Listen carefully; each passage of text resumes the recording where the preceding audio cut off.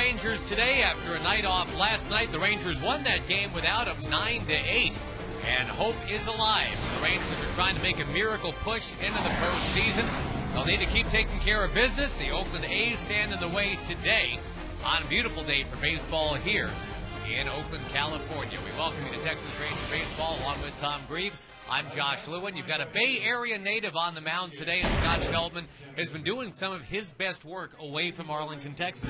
He's been doing a lot of his best work late in the season, too. It's the most innings he's ever thrown, the most pitches he's ever thrown, and for the people that had the concern that it would catch up with him late, that definitely hasn't been the case. In his last 10 starts, he's been terrific. He's got the 10th best ERA in the league.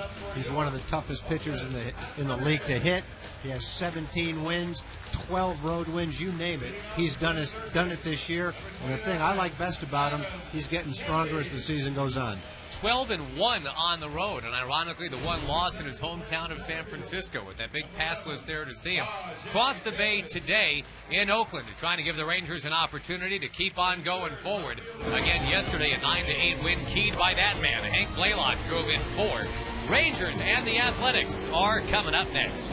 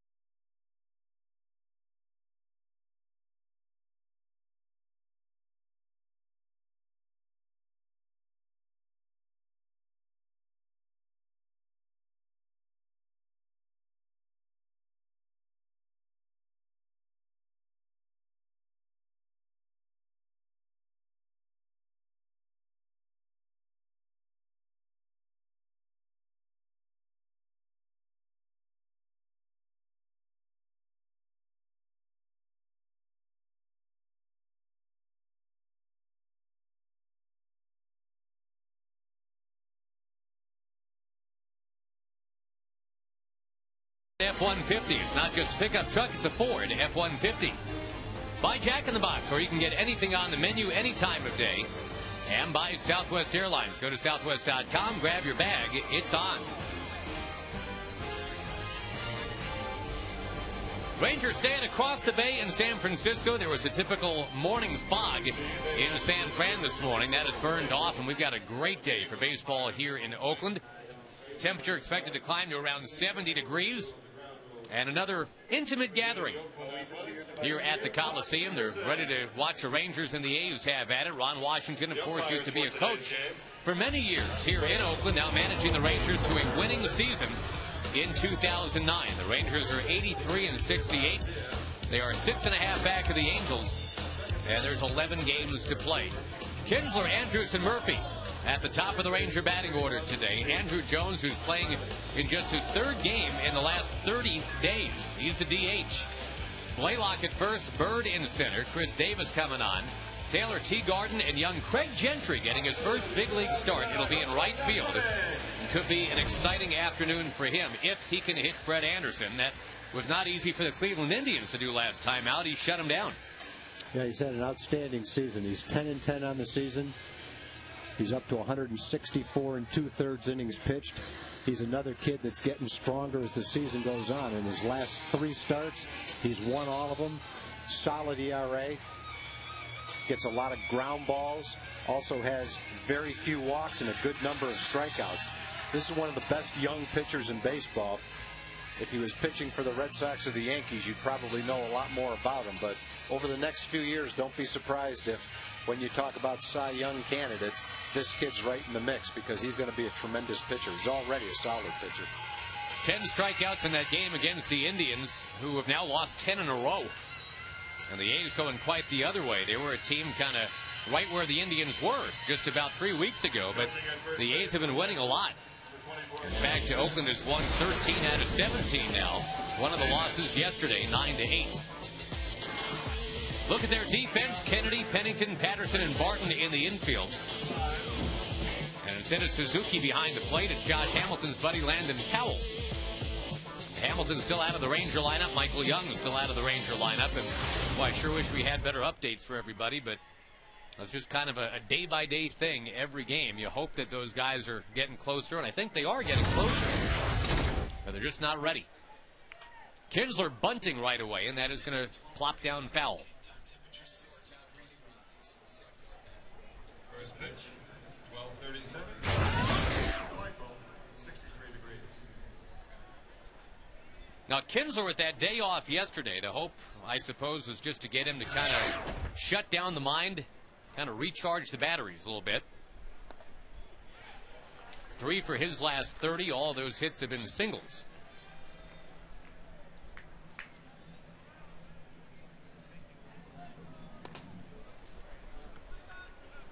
And stuck on 29 home runs. He admits he is thinking about that 30th home run, and of course the 30th stolen base that's soon to come as well. He's at 29 of each.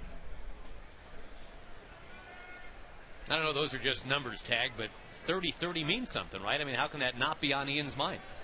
Well, it's got to be on his mind because everybody keeps talking about it and everybody keeps writing about it, and not many guys have done it. Trying to check his swing. He did check his swing, according to Laz Diaz. Anderson was a second-round pick back in 2006 by Arizona. Came over to the A's in the Dan Herron trade. Got to the big leagues this year with only 225 minor league innings. He'd only had 6 starts above A ball, and they were in Double A. Whoa, Kinsler dancing around, and he is safe. He'll have a chance for that 30th steal now if he wants it. That was one of the most unusual trots to first. I mean, run. He didn't trot. He tried to beat it out. Adventures to first base I've seen. He stopped, just went right around Barton, touched the bag, and was safe. Well, it seemed like a very harmless ground ball, then the wide throw, and then the lambada. Well, I think I'll just go right around him. I guess Barton couldn't quite get there. He didn't have a real sense of urgency right here. It's like, what are you doing? It seemed like he might have been able to lunge and dive and maybe make a play out of it. Kinsler in any took. event, we'll take it. Looked like Ian took about 8 or 9 little choppy steps, and then eventually was safe at first base. Simple play for Kennedy. The ball just got away from him.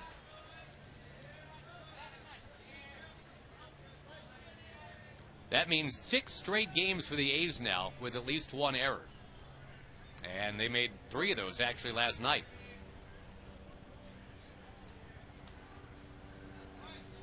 Yeah, I think 3 or 4 of the runs last night for the Rangers were unearned runs, even though I still think that ball that Elvis hit to shortstop should have been a base hit. was a hard smash that went off Pennington's glove.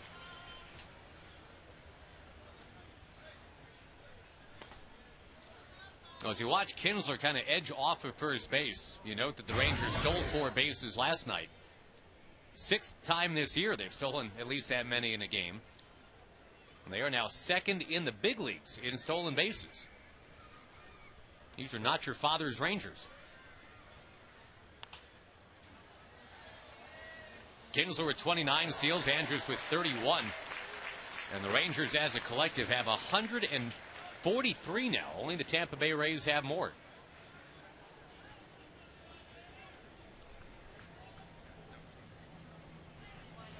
And as you keep talking about, Tag, the best part of all that is how often they've been successful. It's one thing if you're 143 for 300. And you're getting thrown out more than you're trying to steal, but the Rangers stealing it better than an 80% rate now. Yeah, they essentially have the same amount as the Angels, but they've been thrown out 20 fewer times. Anderson, to start the season, first 13 starts, his ERA was close to 6. His last 15 starts, he's 7-3, and his ERA is 3.10 with a 2.29 opponent's batting average. I think he's doing what the A's expected, getting better as the season goes on.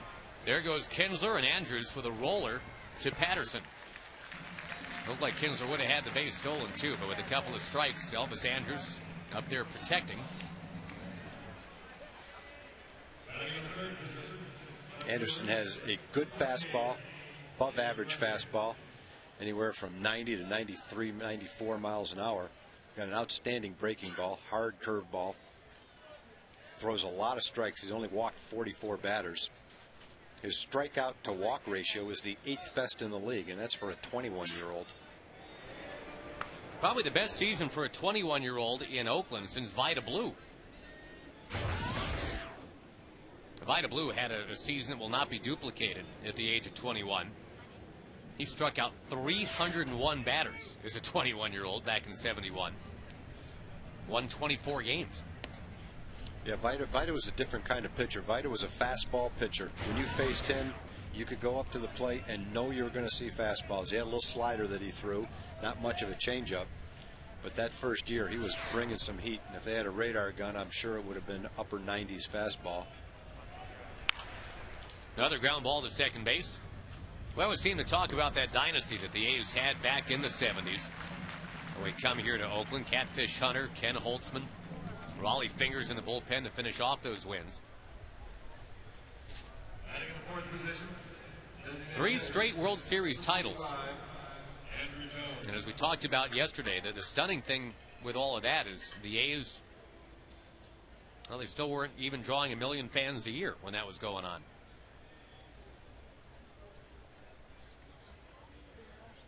Tempestuous times when Charlie Finley was running things.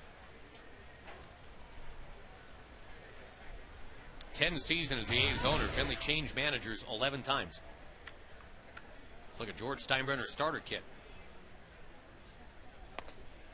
Strike to Andrew Jones with a runner now at third.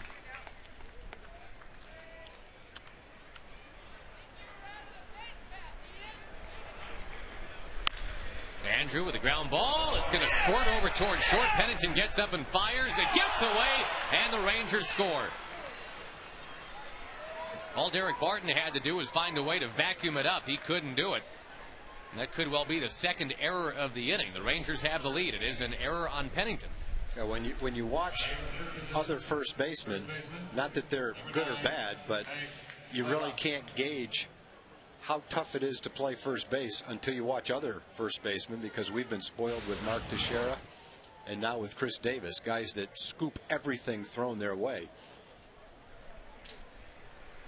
I'm not saying that that's an easy play to make, but we've seen Chris Davis and Mark Teixeira make that play one right after the other. We've seen Blaylock make it too. Save a lot of errors when you can make that play. And it's really not that tough to play. And speaking of Blaylock, here he is. He had the 4 RBI night last night.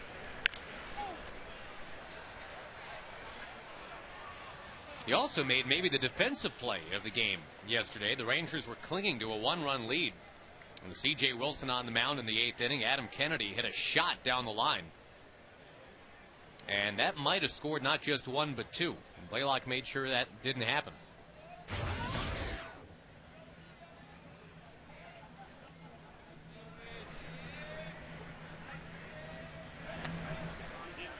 That ball down to Hank. And the play of which we speak right here. Cat-like. And a big help in that one-run victory yesterday. Tommy Hunter got credit for that win.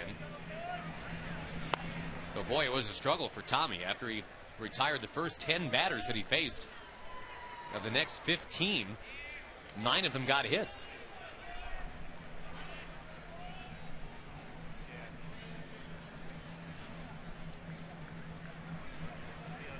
And Tommy remarked that he kept throwing fastballs and they kept hitting him, and that maybe it was his pitch selection. I didn't think it was necessarily the pitch selection. It's where he was throwing his fastball. Just wasn't making good pitches with it. Just hitting the middle of the strike zone too often.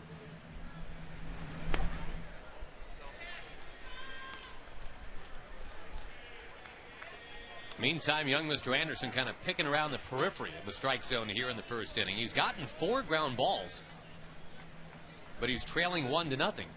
2 of those 4 ground balls have gone as errors. There's a called third strike to Blaylock. But the Rangers have the lead. Scott Feldman on the mound when we come back.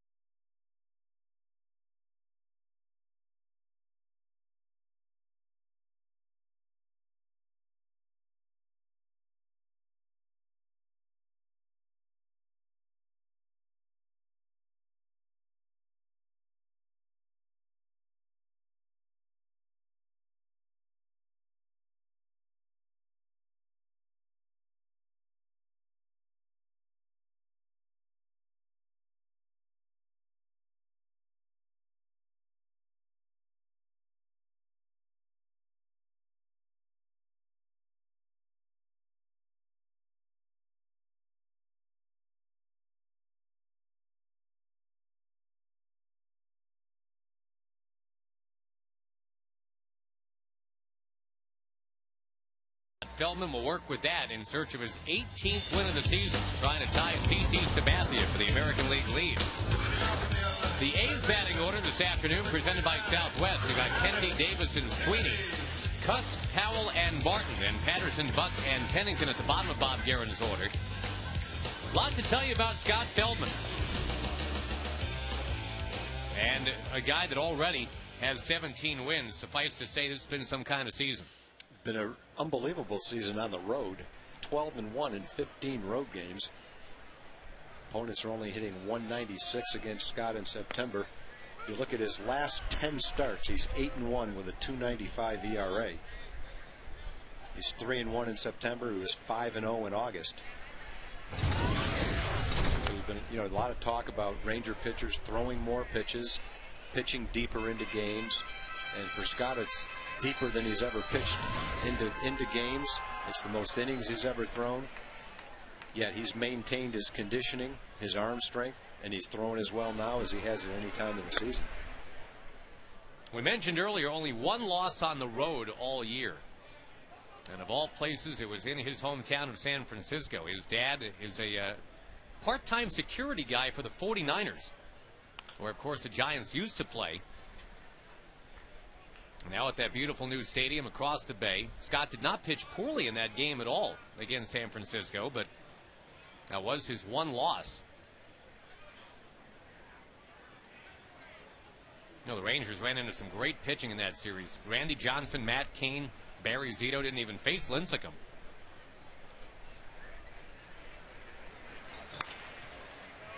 across the mound, charged by Kinsler. And no worries there. Look at Scott's numbers and where they rank among the league leaders. It's pretty impressive. He's got the 6th best opponent's batting average, the 10th best ERA, the 3rd best opponent's slugging percentage.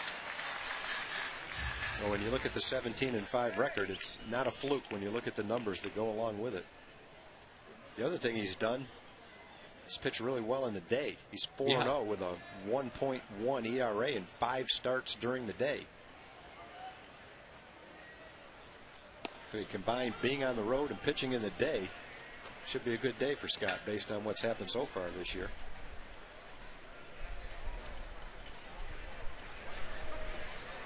Tough to make good contact against Scott Feldman, and I think that's borne out when you look at opposing slugging percentage.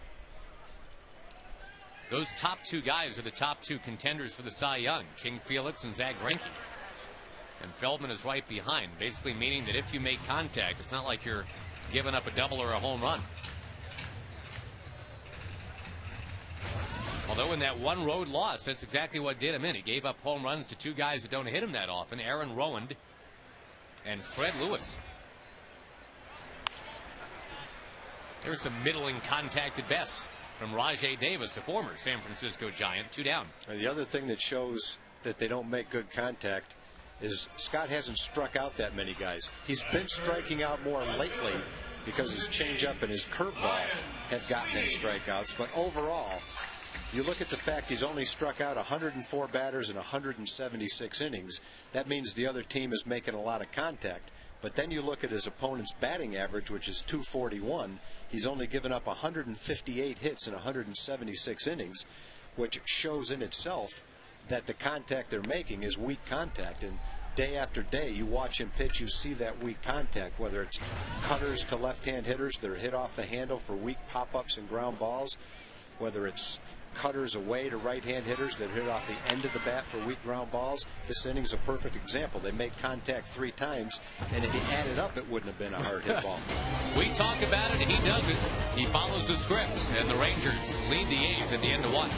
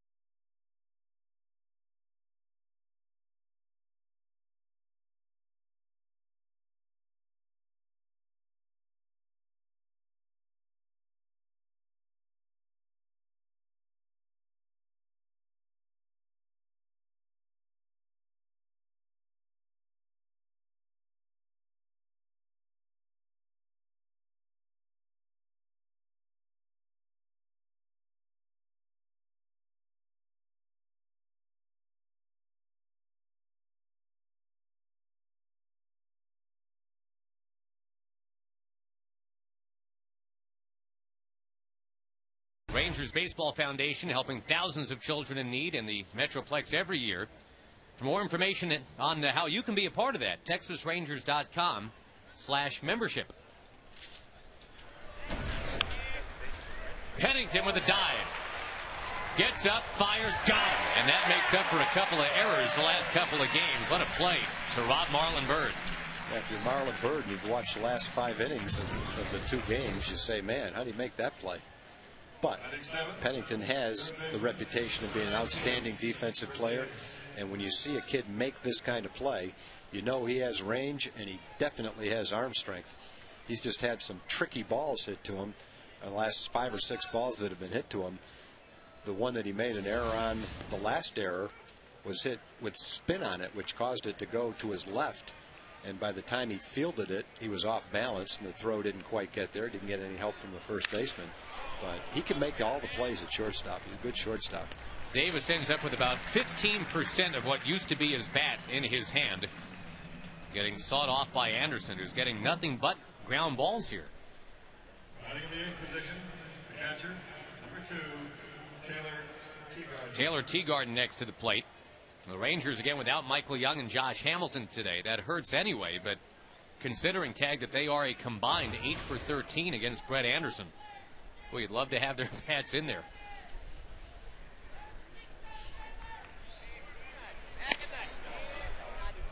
The Rangers surviving without those 2 hitters. 6.5 out in the AL West. And normally you'd say with 11 games to go, well, that's it. There's no way you catch up to the Angels now. But because the Rangers have 4 games left against the Angels, it is still an outside possibility.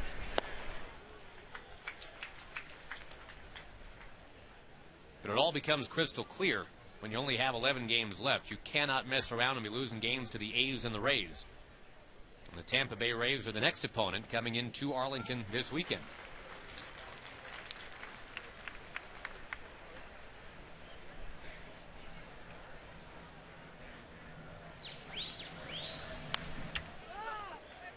This kid makes pitching look easy. They're kind of a Mark Burley tempo thing going, too. He just popped that last ball up there at 96 miles an hour. Pitch before it was an 84-mile-an-hour changeup. He's got an outstanding curveball that he varies the speeds on. Some there's a curveball, some look like a slider. That kid's going to be some kind of pitcher, boy. Rangers don't have a ball hit in the air yet. 8 batters into the afternoon, but they've got the lead 1-0. Time for the 60 Sports Highlight.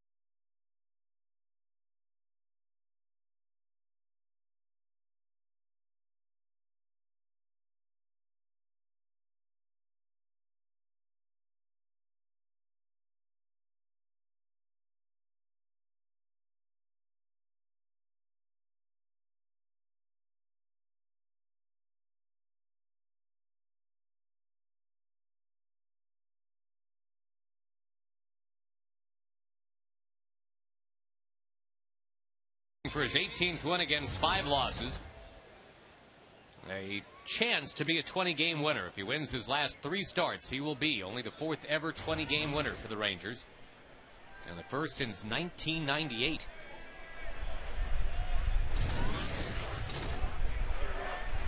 Jack Cust hammers into right field, a base hit. Over a leaping Ian Kinsler. Cust normally a guy who's up there for 5 or 6 pitches, but ripped away at the first one that time.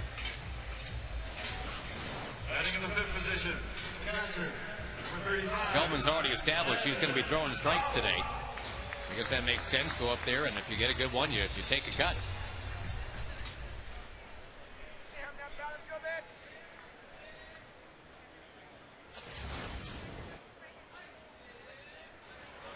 The A's are 72-80. They can afford one more loss the rest of the way if they are not going to finish under 500. They've secured a winning season series against the Rangers. They're 10-8. This is the last time we will see the A's in 09.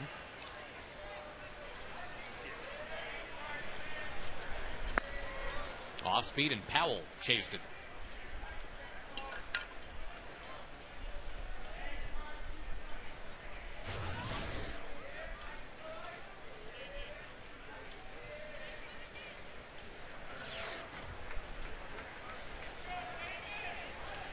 Talked about Powell growing up with Josh Hamilton down in North Carolina.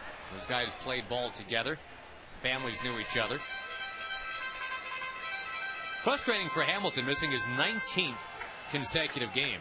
And if he doesn't get back in there, Tag, he's going to come up shy of a 50 RBI season after he had 130 last year.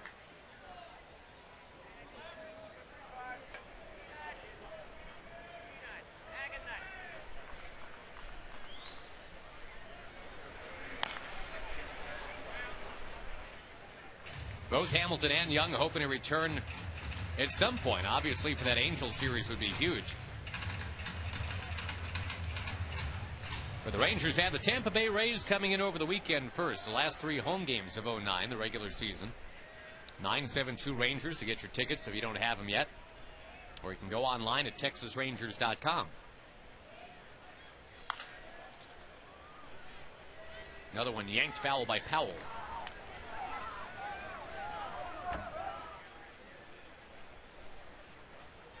Those bullpens getting crowded with September call-ups, obviously. Every team playing now.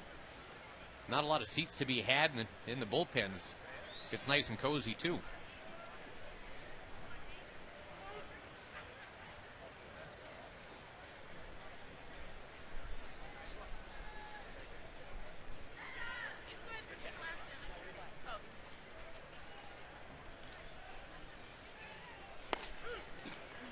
Feldman got him on the outside corner. The delayed call from Chuck Merriweather, but he said that's strike 3.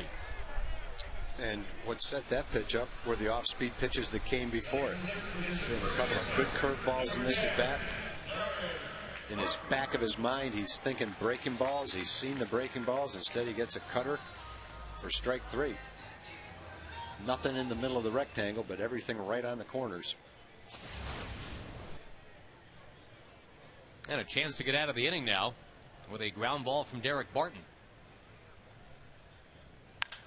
Fly ball instead, sending Marlon Byrd back, and he'll make the catch.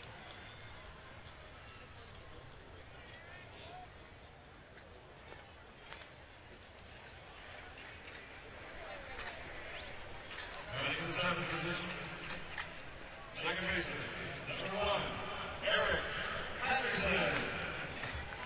Well, the Rangers coming off that 9-8 win yesterday. Took them a while to get it, but it was nice to see him with 9 on the board again. The last 3 games, the Rangers have 20 runs. It's kind of back to what we've expected out of these guys, but the distribution of that, not what you'd like to see necessarily. There's been a 10, a 9, and a 1 to get to 20. It all depends on who the pitcher is. When you face Trevor Cahill, you're probably, or the way he was throwing the other night, you're not going to score 10 runs. Yeah. And they're not going to score 10 runs today against Brett Anderson. So, you know, you have to have your big games when you face below average pitching. But you know, when you face top pitchers, you're not going to score that many runs, and that's when you have to depend on your own pitching. It's one of the reasons the Rangers have had a successful season this year. Their pitchers have been up to the task. Been a lot more low-scoring games that the Rangers have won this year than ever before. Ron Washington said when we first got to know him, my favorite score ever is 3-2. My team winning. And there have been a lot more 3-2s this year.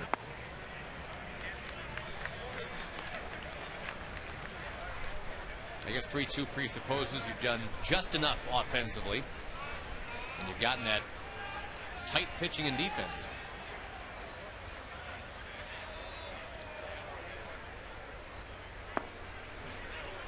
That is ball 4 to Patterson. First walk allowed by Feldman today. He's going to have to deal with Travis Buck. Batting in the 8th position, left fielder, number 6, Travis Feldman only one loss since the beginning of August. He's 8-1, ERA in the 2s. Last time out beat the Angels. That one game the Rangers did win against the Angels. An exciting 3-2 game on a Saturday night.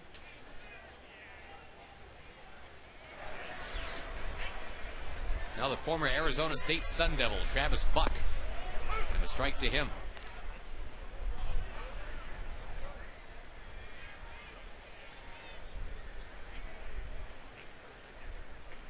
Feldman did not pitch at a major West Coast college program, the College of San Mateo, not too far from here.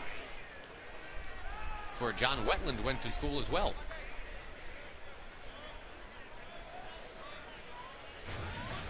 We will see former Ranger John Wetland to close the season. He's the bullpen coach in Seattle. That is where the Rangers will end the 09 regular season, is up in the Pacific Northwest.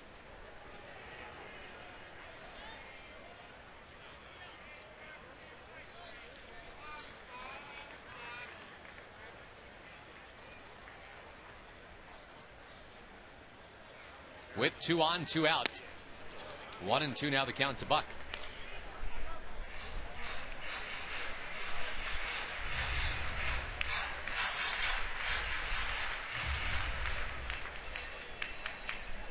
It's the only big league game going right now. There was one earlier game from back east with the fading Pirates losing again.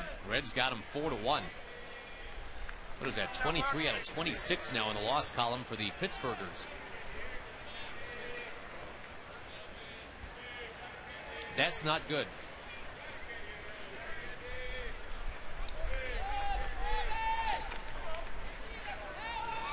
Feldman and Teagarden trying to get together here on what to do on 1 and 2.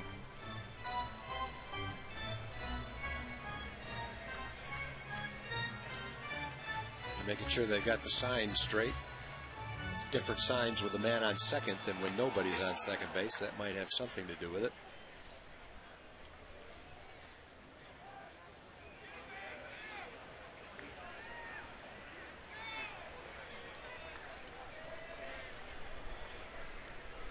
Feldman rocks and deals, and he did not get the call on the inside corner.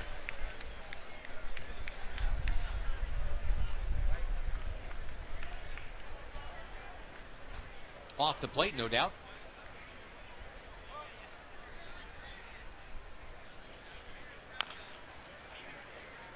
And Travis Buck, who's in his 3rd stint with the A's this year, up and down between Oakland and Sacramento.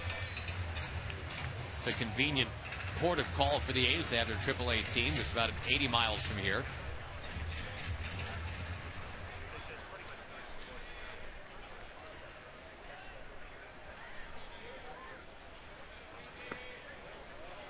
Missing away, 3-2. Pennington on deck.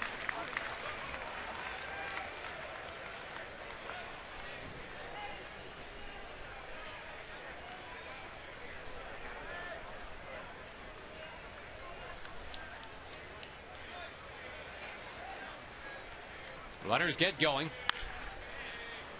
A tough time finishing off Buck. I've seen a lot of weak ground balls fouled early in the game. Most of them are to left-hand hitters, and most of them are cutters that they make a little bit of contact with, just enough to dribble and foul.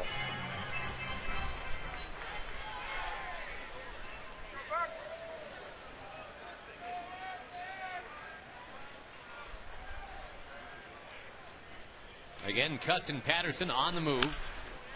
And a weakly hit grounder spinning foul.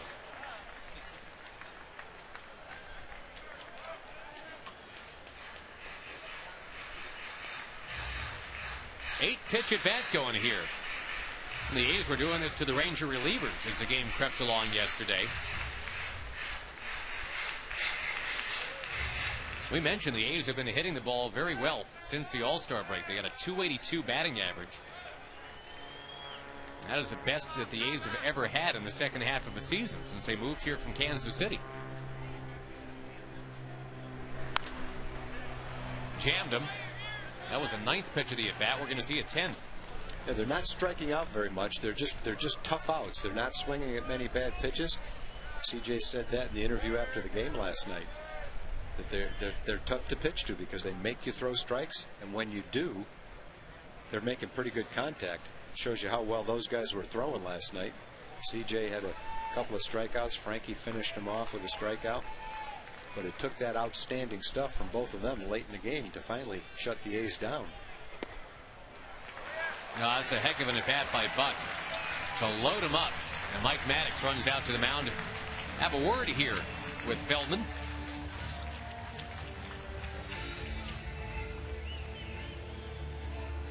We've been talking about Feldman on the road, Tag. The last Major League righty with at least 13 wins on the road in a year was Mike Maddox's brother. Greg Maddox did that 14 years ago. And that's what Feldman is going for here today, to go to 13-1 away from Arlington.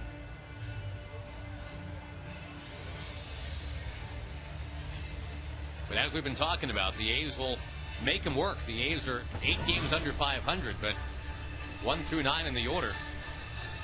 They just kind of chisel away at you. Now in the ninth position, shortstop, number 26, Cliff Pennington.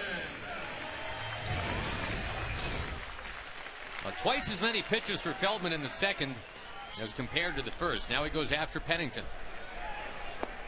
And scrapes the corner with a strike.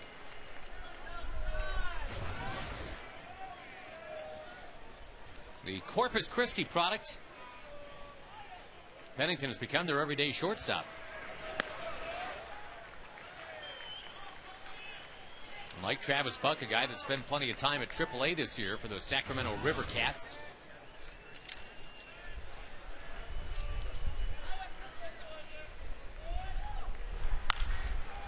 Towards first, and Blaylock surrounds it, leading Feldman to the bag, and Scott is out of the inning. Couple of 2-out walks to make it interesting, but the Athletics leave him loaded, and the Rangers still on top.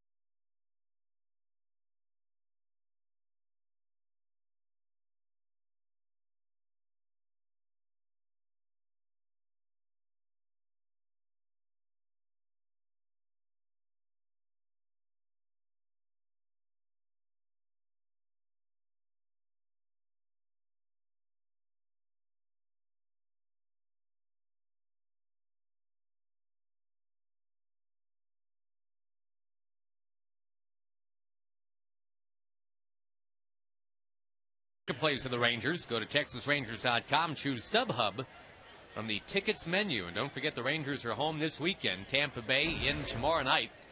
A 7:05 first pitch with fireworks after the game.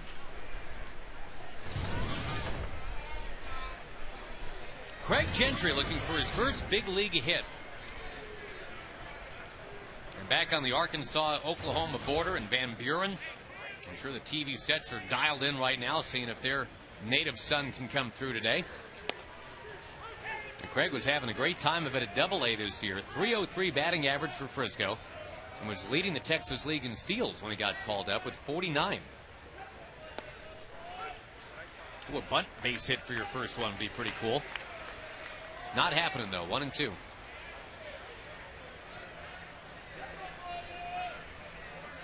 Craig getting the start in right field today.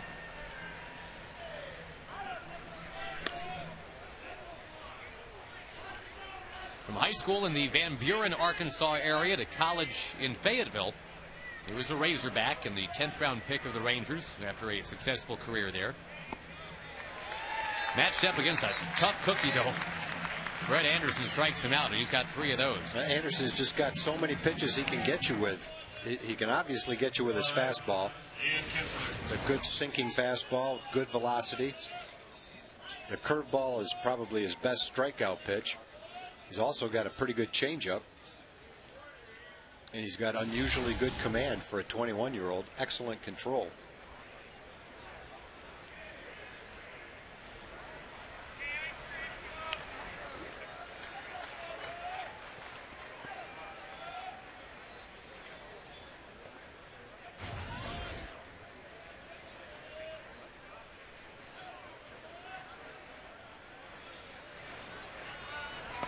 Ron Washington was talking about Kinsler yesterday and saying in his mind it's really not anything with Ian's swing. It's got that batting average down now into the 240s. It's just pitch selection. Make the pitcher get the ball down.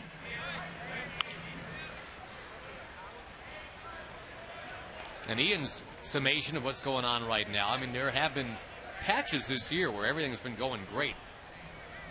But there's been, I guess, what you can call inconsistency, and he's in one of those patches right now that he's just not a big fan of, obviously. 3 out of 31. Remember, Ian had that tremendous April, just rocketed out of the chute, hitting .322 in April with 7 home runs. In fact, through the first 15 games this year, he was leading the league in hitting. Gonna bloop that one into shallow right field. That'll work. Kinsler jamming on the brakes will come on back. He's been on base twice now tonight, or this afternoon. It's tougher to go to second on that play with a left-handed throwing right fielder who picks up the ball and he's pretty much facing second base. With a right-handed thrower, and you have to turn your body all the way around, might have a better chance to do it. It's a good curveball. Kind of fought it off and blooped it into right field. Ian's thinking about going for 2, but Sweeney gets over pretty quickly, and he's in perfect position to throw.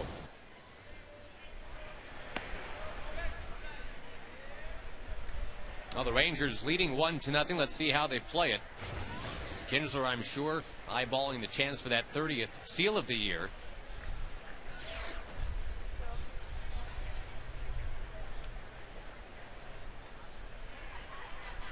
Anderson has been very concerned about Ian the couple times that he's reached. And tougher in general, at least in theory, to steal against a lefty anyway, right? Yeah, depending on their move. Some guys are quick to the plate, quick to first base, and then you have no chance. But there he goes. Number 30 for Ian Kinsler. He got it. The move that he had to first base, I don't know if that was his best move, but it was kind of deliberate and easy to see. Ian, as soon as he made a move that time, without regard to whether he was going to first or home, he just took off. And Anderson's move to home was slow, and there's no chance for Powell to make any play at second base.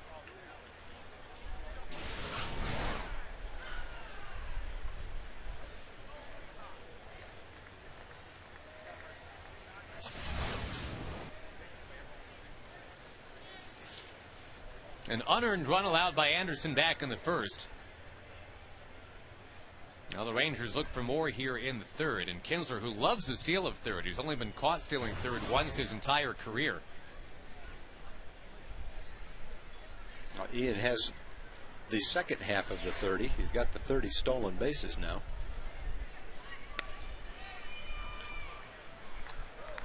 That was one of his easier stolen bases.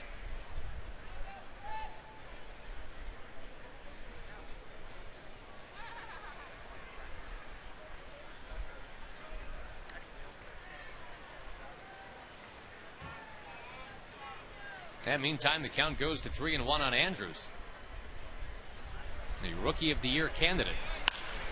Blasting away, Pennington vacuums it up, spins and takes care of Elvis. That's a heck of a play by Pennington. Screened by Kinsler, found the baseball. That is out number 2. Elvis over the last week has hit a lot of balls hard that have been caught. He had the one that was called an error last night to Pennington's right. It could have been a base hit. This looked like a base hit off the bat. A hard hit smash that Pennington makes a real nice play on. Gets Elvis at first base. Elvis continues to make good, solid contact.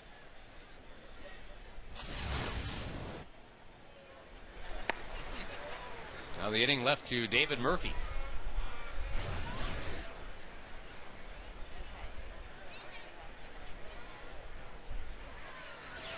Rangers gained a full game in the West yesterday, with the Angels losing.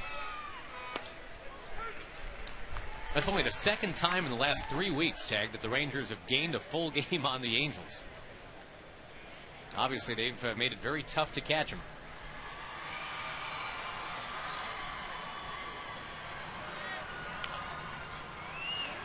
That one will be parked in the crowd.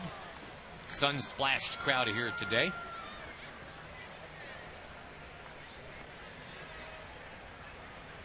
What was your lunch situation today? I didn't even ask you. My lunch situation today? Yeah. 12:30 is a tough start to really plan lunch very well. But there were some sandwiches up here in the booth that were actually outstanding from an Italian deli. I had a couple of halves of a sandwich that were probably as good as I could have found anywhere anyway. You always have a good plan. Well, this was kind of unexpected. What's Marty's last name? Marty Lurie. Marty Lurie. Local legend. Radio legend. We've both been interviewed by Marty many times over the years. Great guy. Sandwich impresario as well. the sandwiches today. They were great. Base hit Murphy in the left field. Kinsler rumbles around, heading on in. 2-0 Rangers. Nice run right there. Base hit, steal a base, and David against the lefty, hanging in there, doing what he's done the last week. Put the ball in play where it's pitched. Got a base hit like that to left field in yesterday's ball game, and gets another one today against a tough lefty with a good fastball and a good curveball. He got this ball up, got a lot of the plate, and David took advantage of it. Hit it into left field for a base hit.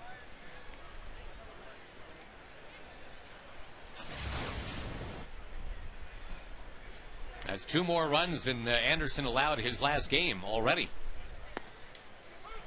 Off speed, a strike to Andrew Jones.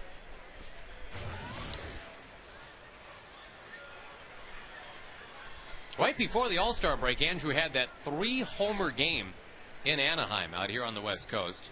He has not homered since then.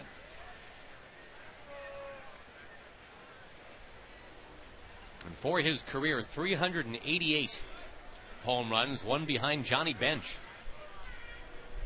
Very close to being top 50 on the all-time list.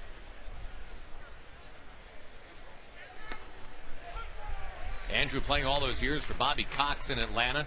And you might have heard the news, Bobby Cox is going to manage 1 more year and then shut her down.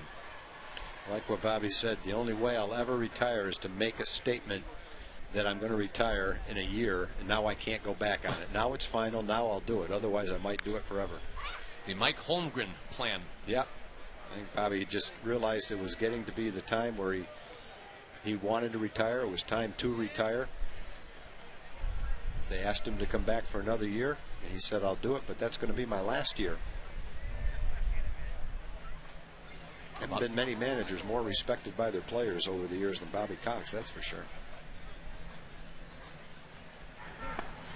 He's the guy that gave young Andrew Jones a chance at age 19. Seems like a real long time ago. Red Anderson, all of 21. Striking out Andrew Jones, but the Murphy hit has made it 2-0.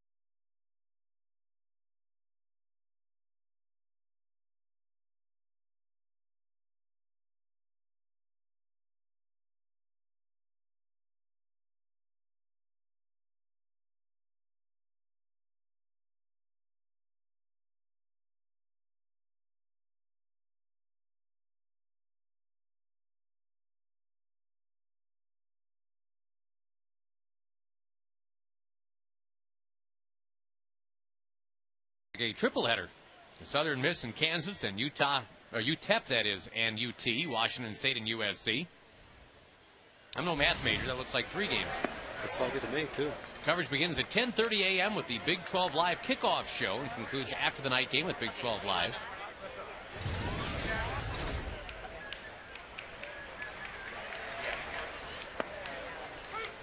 Adam Kennedy takes a strike, and Scott Feldman trying to improve his record to 18-5. Staked to a 2-0 lead today. Unearned run in the first. David Murphy, an RBI hit in the third. Kennedy pounding one into right center, base hit. Remember, the A's had the bases loaded last inning. Feldman worked out of it. Now he's got to face Rajay Davis.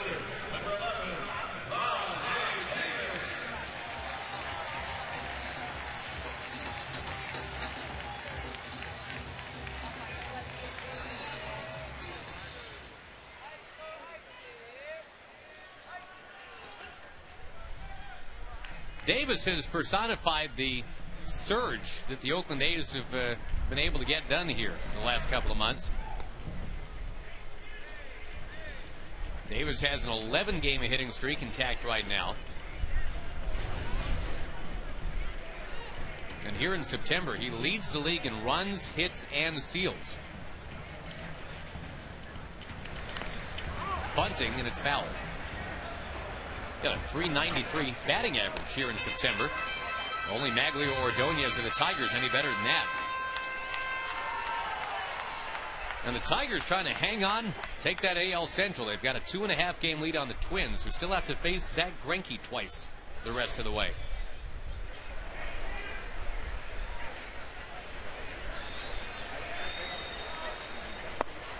Greinke and Felix Hernandez seem to be the favorites for Cy Young, but I don't know, Tag. I mean, I understand Scott Feldman doesn't get a lot of national attention. If he ends up 20-5, say his ERA is about 3.3, 3.4, does he at least get some consideration? Sure he does.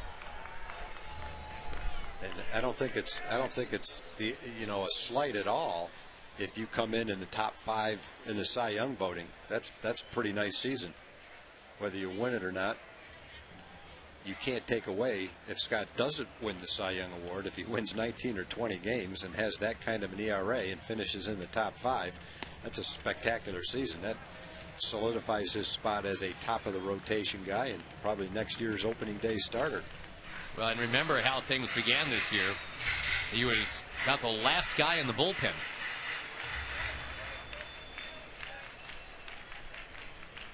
In fact, his first game this year, he was pitching, well, he was asked to come in when it was 9-2.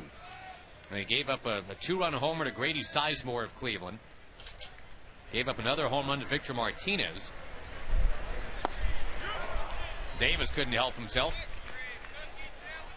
Anyway, April was not exactly a kind month for Scooter.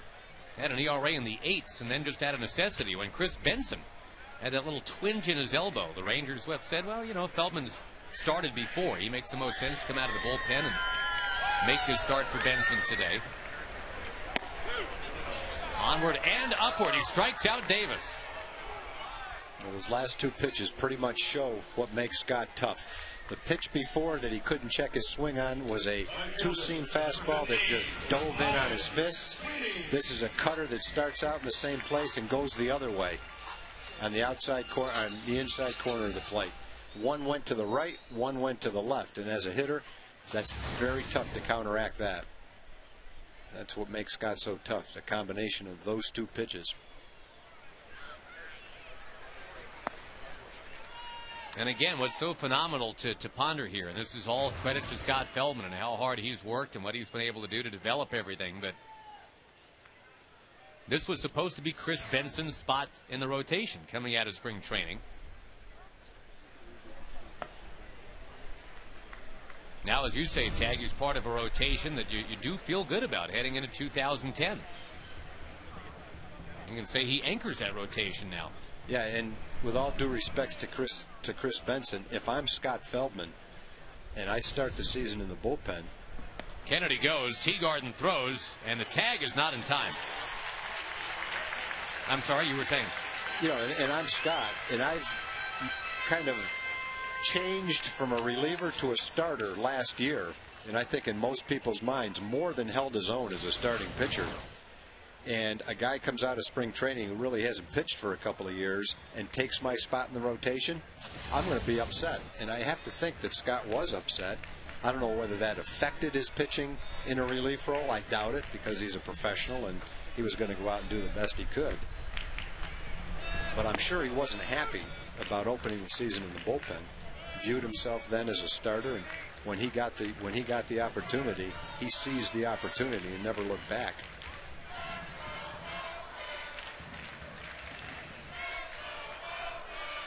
And I think the other thing that has something to do with that decision was Benson was not suited to being a bullpen pitcher, and the Rangers are trying to have their best 11 pitchers on the staff. Because Scott had been a reliever before, they felt he would be suitable for that role. It's kind of right now like Dustin Nippert and Brandon McCarthy. Brandon not really suited to relief. Doesn't mean Dustin doesn't deserve to be a starter. Just means he's better as a reliever than Brandon would be. And I think Scott was in that same position early in the season, but once he started to get in the rotation, there's no way they could put him back in the bullpen.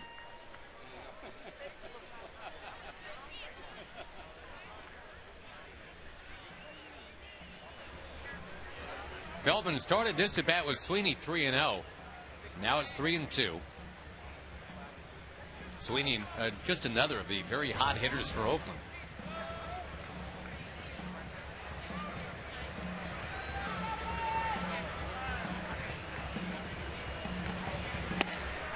Inside.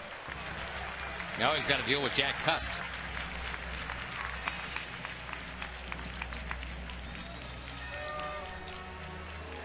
Well, again, it was a quick and easy first inning for Scott. 11 pitches and no ball hit out of the infield. Working harder in the second and now in the third. There's been a lot of talking with Taylor Teagarden, too.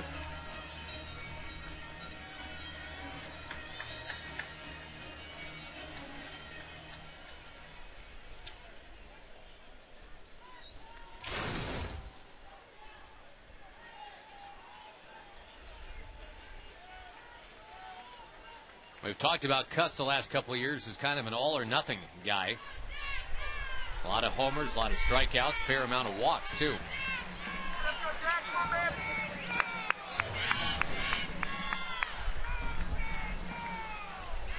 Time called. There's something on the field out there in right. And Craig Gentry, making his first start in right field, is going to have to go and... What, they try to TP right field out there? What is that? That's what it looks like. Probably came right out of one of the restrooms out in right field. That's better than when somebody threw the cell phone at Carl Everett here a few years ago. Yeah. I mean, pelted with toilet paper is better than cell phones, I guess.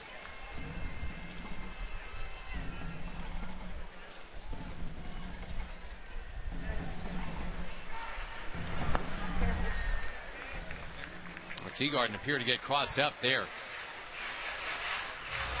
Cust is looking like he is going to lead the league in strikeouts for a third straight year. Carlos Pena is done for the year. I don't think Jason Bay is going to strike out 21 times in the last 10 games.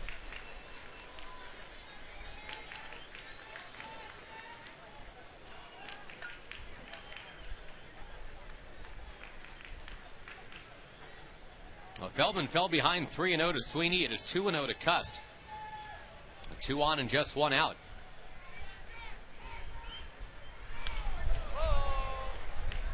Adam with the fastball, 2-1.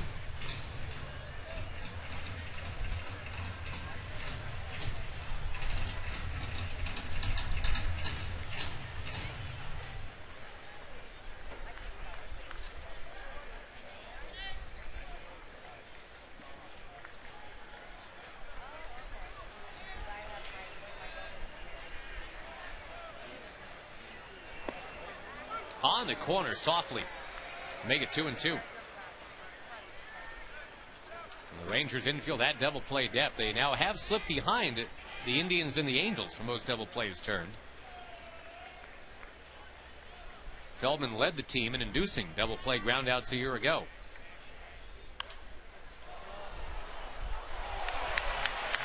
Nice play in the crowd. Probably about, I don't know, 12,000 or so here today. On a sunny Thursday afternoon.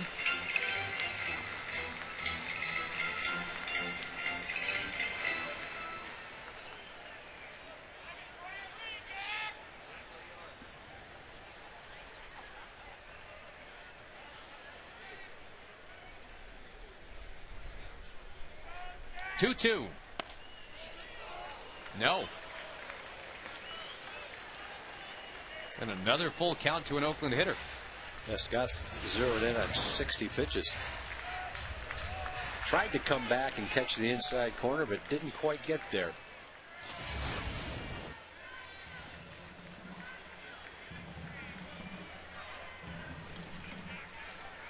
We'll see if the A's send the runners here. Pretty good speed aboard. They don't. And Cuss with another foul. The A's have become the foul ball kings the last couple of days here. And you hope that doesn't take its toll on Feldman. The pitch count just keeps going up and up for him.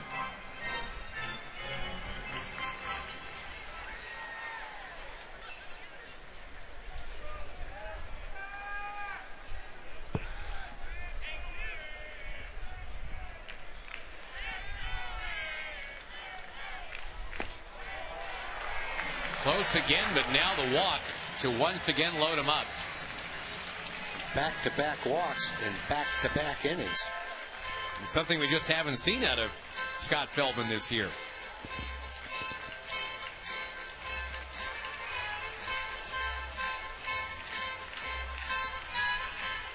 This is only the, well, I guess the third game now this year that Feldman has walked as many as 4.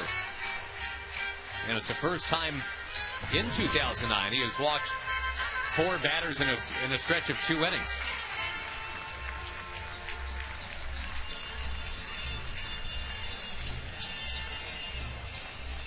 Each of the last 2 starts he had walked only 1.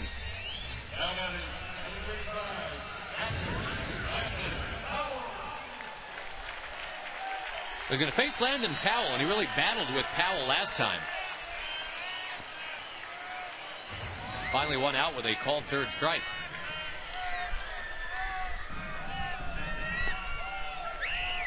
He keeps going for that outside corner. This time getting that call from Chuck Meroweth. That's the pitch he was trying to throw 3-2 to Cuss. The curveball didn't quite get there for Cuss and was a ball. That one did catch the outside corner.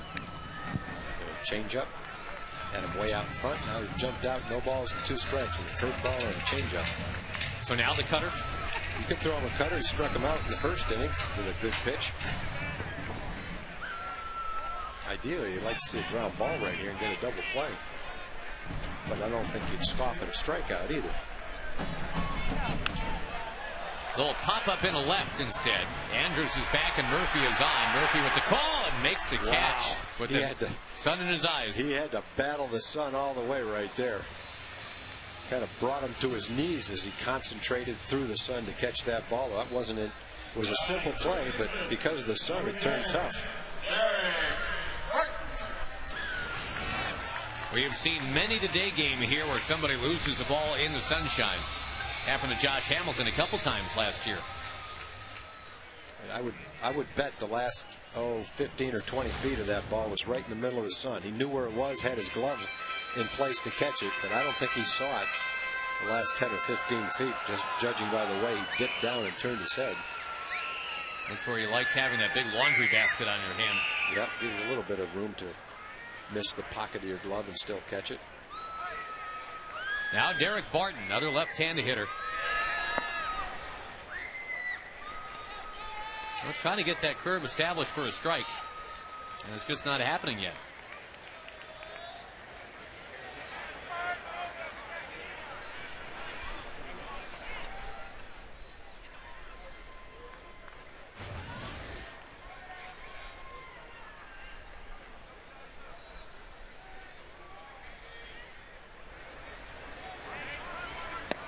Wave and a miss by the former Cardinals prospect Derek Barton.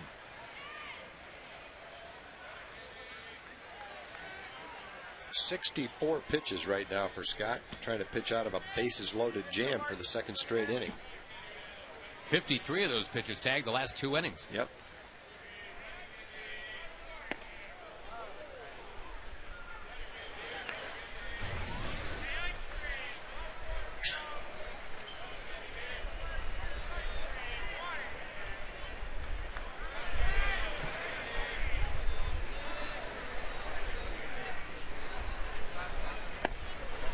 There you go. 2-2.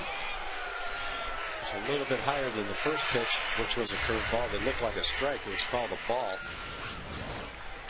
This one was a little bit higher, and he did get the call on this one. See, the one before it was a strike, too. The first pitch to him that was called a ball was a curveball. It was actually a strike, just didn't get the call. With the bases loaded, we will do it again. To 95. Moving on Barton.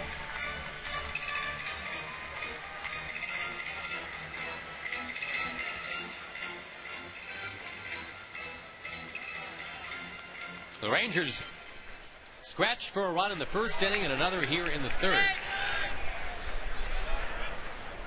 A's again with the bases loaded as they had last inning.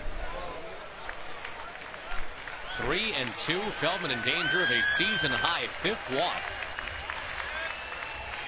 We're only in the third inning.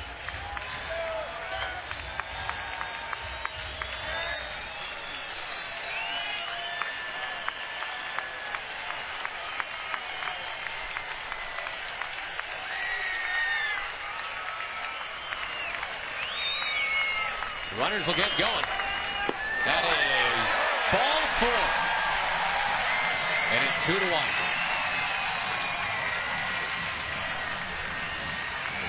5 of the last 9 Oakland hitters have walked, and it's the first time all year Feldman's had anything like this happen to him.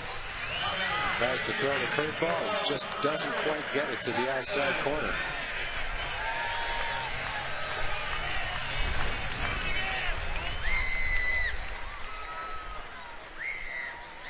Well, it looked like it was going to be just a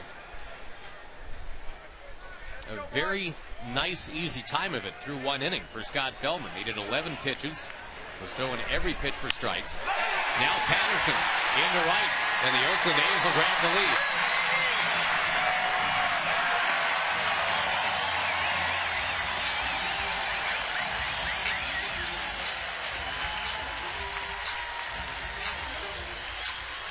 Oh, those bases on balls. Last inning, Feldman got out of it.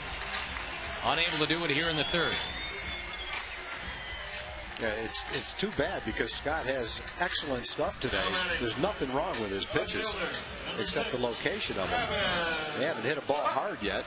All the hits have been soft singles. There have only been 3 of them. But because of the walks, the A's have 3 runs. The other side of it is you have to give the A's hitters some credit for the walks, because most of the walks have not been because Scott's been extremely wild. It's because the A's have taken close pitches and they've fouled off tough pitches. They've earned the walks. It's not like they're 4-pitch walks with 4 pitches way out of the strike zone. They've all been, for the most part, around the plate, and they've been battling it. Little bloop, look at this. Andrews will pick it up and throw it away. Barton has scored. Runners advance to second and third.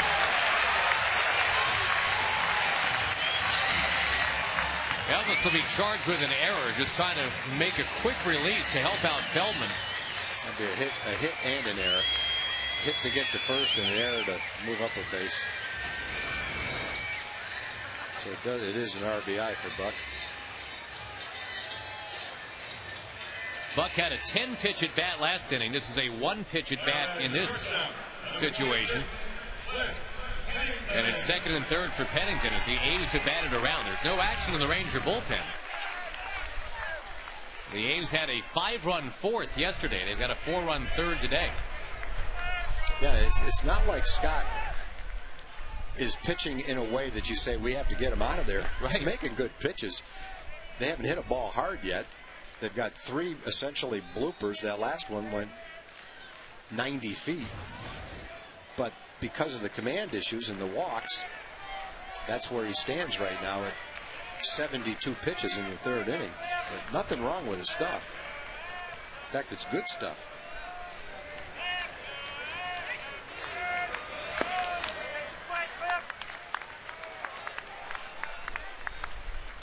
It's kind of a condensed version of what was going on with Tommy Hunter yesterday. For Tommy, it was 3 innings all in a row that looked great. Then the 4th and 5th were the wobble. For Feldman, it was a terrific first, and now the 2nd and 3rd. A big-time problem with all the walks, and you're right, Tag. It's not like they've got doubles and homers. The hits have been bloops. He's throwing fine. You just have to give a lot of credit to the A's hitters again, because they're pesky. They're taking close pitches. They're not swinging at anything out of the strike zone. They're making them bring it into the strike zone, and they're fouling off tough pitches. Now this one down the line into the corner, caught by Gentry to end the inning. But the A's scored 4 times. There were 3 walks. 4-2.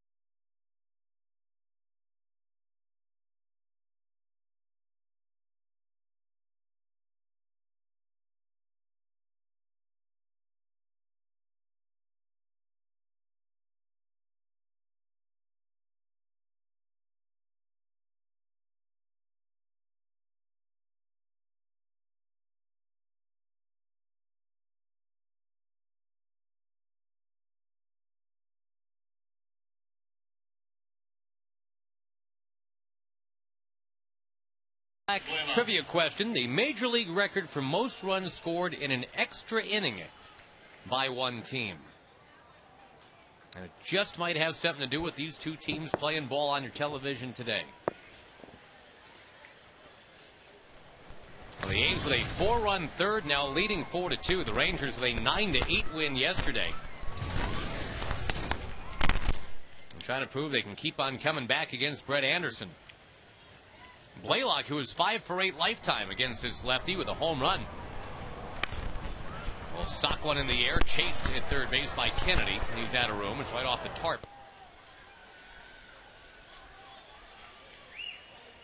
The big tarps are in the upper deck here, cordoning off the seats that would otherwise be empty. They were filled up for the Raiders Monday night game not too long ago. The tarps were down, the seats were moved in. Blaylock rips one right center field. Boy, he continues to be right on Anderson. That's raced down in the alley, though, by Davis. Looked like a double off the bat. Instead, it's a single. Hank hit 2 balls just like that last night. Line shots into right center field. One off a righty, one off a lefty. Hit the lefty Kilby for a double last night. They were a little bit more to the right. Davis was able to get over and cut that ball off and hold him to a single. Another nice at bat for Hank. Reggie Jackson was known as Mr. October. Our Geico quote, Ron Washington has penciled in the hammer as Mr. September. And last year, even though the Rangers were out of it, what Blaylock did his best work down the stretch. Remember, he had a home run in 5 straight games at one point. That really gave you a good sense of what could be in 2009, the way Hank ended 08. Had a streak of 8 games in a row with an RBI in late September last year.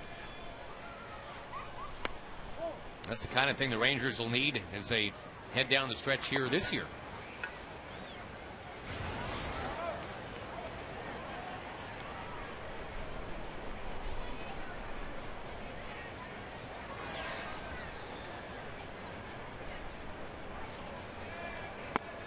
Bird, a wave and a miss.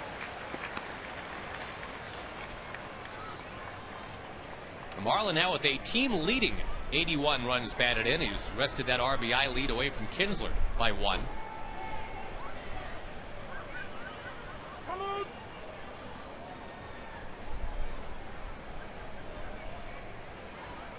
Marlin has become a true leader on this team, the consummate pro. And he's chased away here by young Mr. Anderson. No walks, 5 strikeouts so far for Anderson. Number 19, Chris Davis.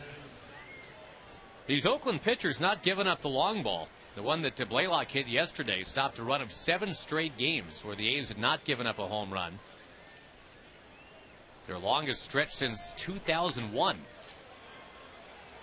Barton goes to second base here. Whipped on to first. Got him. Double play. What a throw.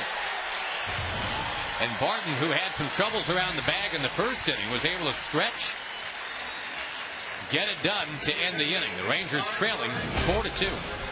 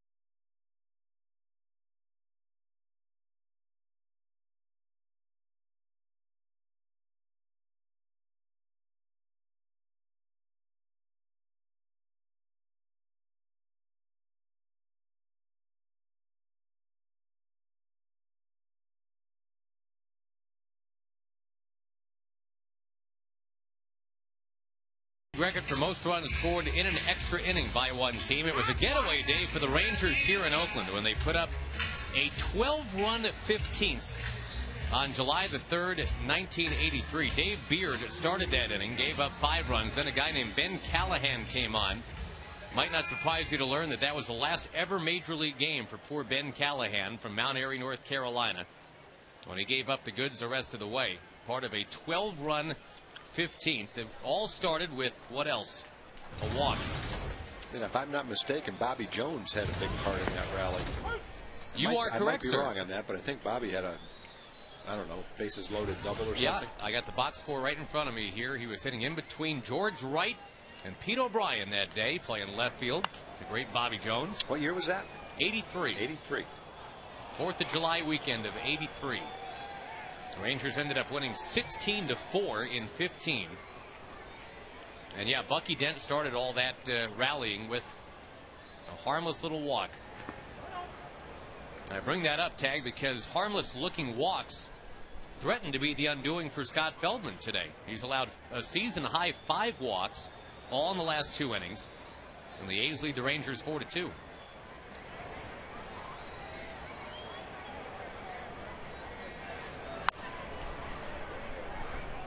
By the way, the only reason I mentioned Mr. Callahan's hometown of Mount Airy, North Carolina, that is supposedly the hometown that Mayberry was depicted, right, for the Andy Griffith show.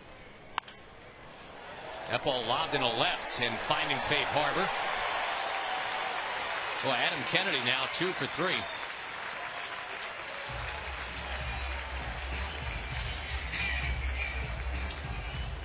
All is not well in Mayberry right now. Scott's jammed a lot of pitches into 3 innings. That was pitch number 80. Ron's going to get the bullpen going. Dustin Nippert, it looks like, is going to start throwing. Dustin pitched a third of an inning, came in late in the game and got out of an inning, got 1 out to get out of an inning.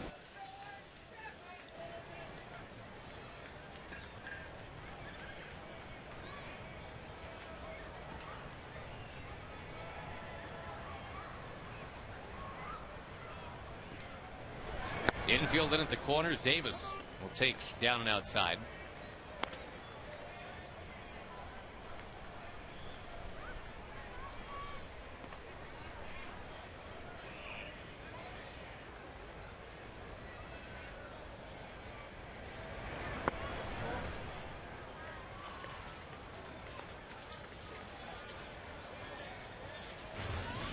Davis with an 11-game hitting streak, but has not hit the ball out of the infield yet today.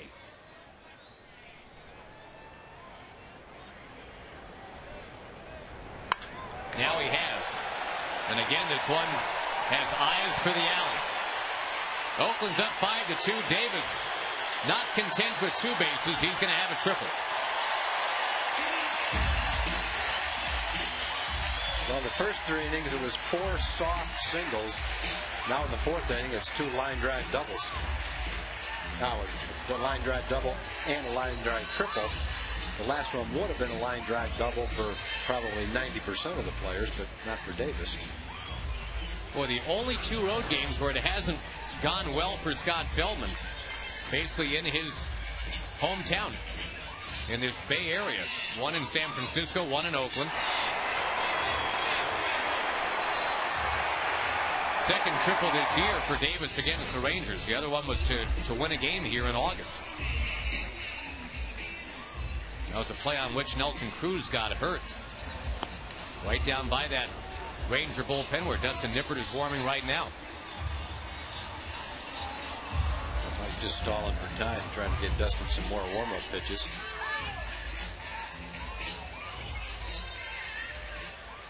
After what we saw from Feldman in the first inning, you just never saw this coming. I mean, you know, it's not like he took the mound and you're thinking, boy, he just doesn't have his stuff today. The stuff looked fantastic in the first inning.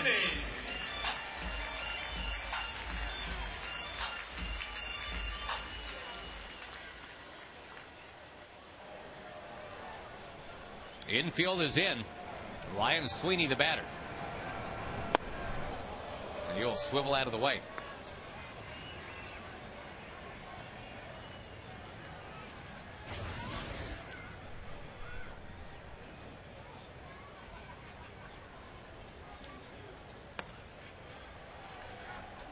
This is where the Rangers have to get to some damage control here. Keep it in the Mayberry parlance. They got to nip it in the bud before it gets away. And a baseball that got away down there from the Ranger bullpen, so time is called.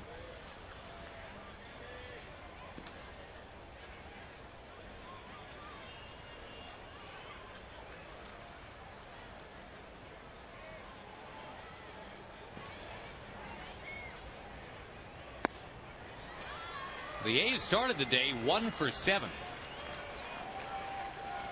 And now they're 5 for their last 8. It kind of shades of what happened to Tommy Hunter yesterday.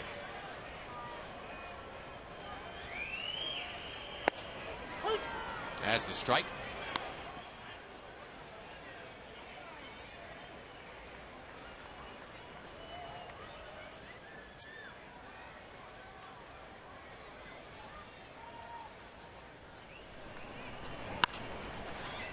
Battling back to make it 3-2. Before I forget, Ted, got a couple of birthdays that we're a little bit late in getting out today. Dorothy Bowen, longtime Ranger fan, turning 80.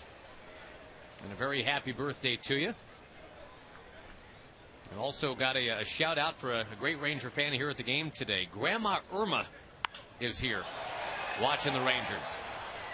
Line shot right field, quickly played back in by Gentry. Terrific throw, but Davis is the wrong guy to be running. You won't see three outfielders in the American League make a better throw than that. Rangers have a lot of guys that can throw. None of them can throw like that. That was some kind of throw right there. He got rid of that ball quickly with something on it and accurately. Davis came in standing up, but wow. I'm sure he was stunned to see that it was close. I've heard that, you know, he's a terrific outfielder with a really good arm, but until you see it for yourself, that was some kind of throw. I couldn't tell you the outfielder in the American League that can throw a ball better than that. Ichiro? Yeah, maybe. I don't think he can throw better than that, though. Well, if Gentry's in the same breath with Ichiro, that'll work. That's one throw, but based on that one throw, I don't think Ichiro can throw the ball better than that.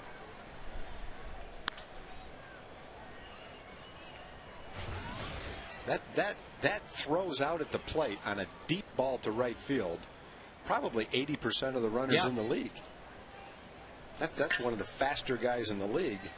That's why it wasn't that close a play. But if someone like you or me was running, we would have had to stop and go back to third base. Why couldn't you just said Jack Cust? Why you got to bring us into it? Because he's faster than we are. Well, it helps out Feldman. Maybe gives him some confidence, although Cust now looking to destroy that confidence. He destroys the baseball with a smash to center field.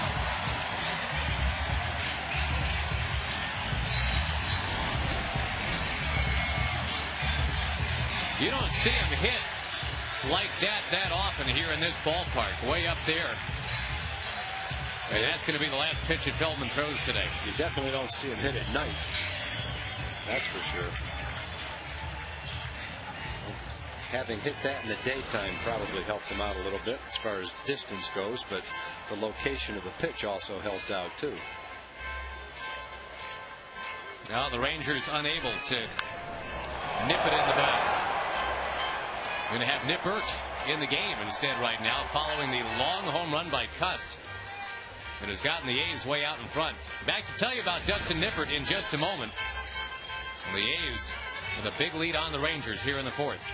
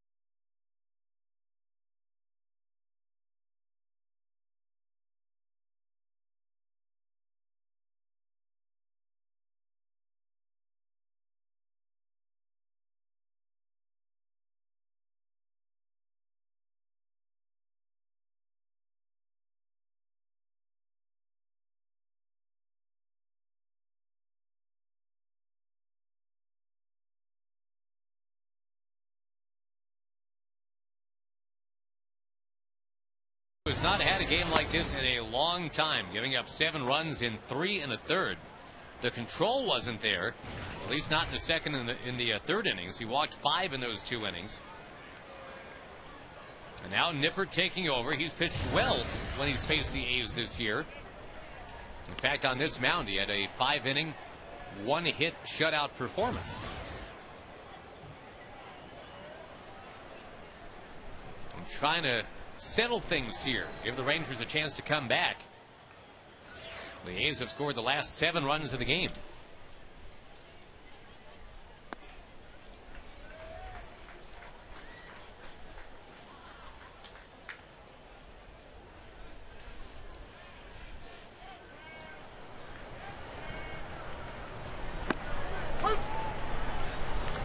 7 hits, 5 walks, 7 runs, and Feldman with 93 pitches in 3 1/3, but only 11 of those tagged were in the first inning. Everything just kind of fell apart after a terrific looking first. There is a towering fly ball up into the sunshine. Gentry in right field. Howell 0 for 3 now.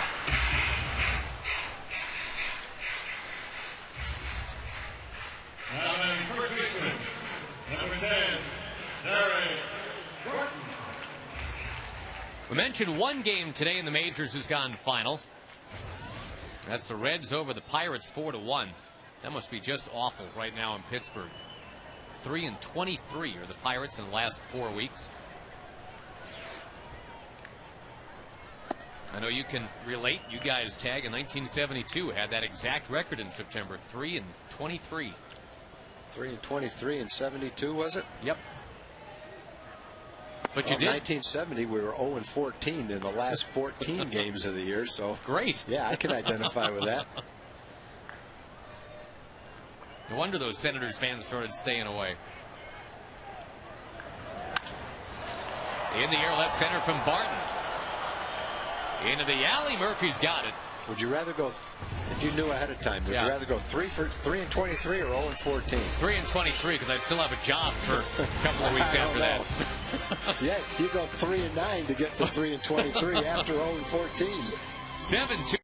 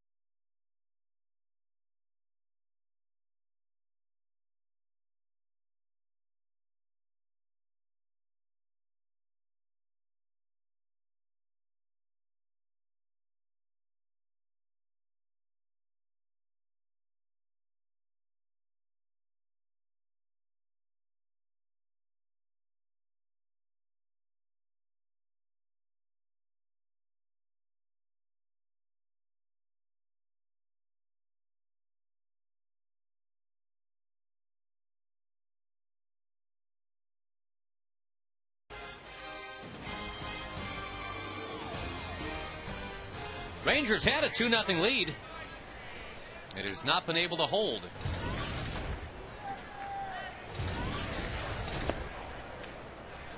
And young Brett Anderson looking to get to 11-10 for the season.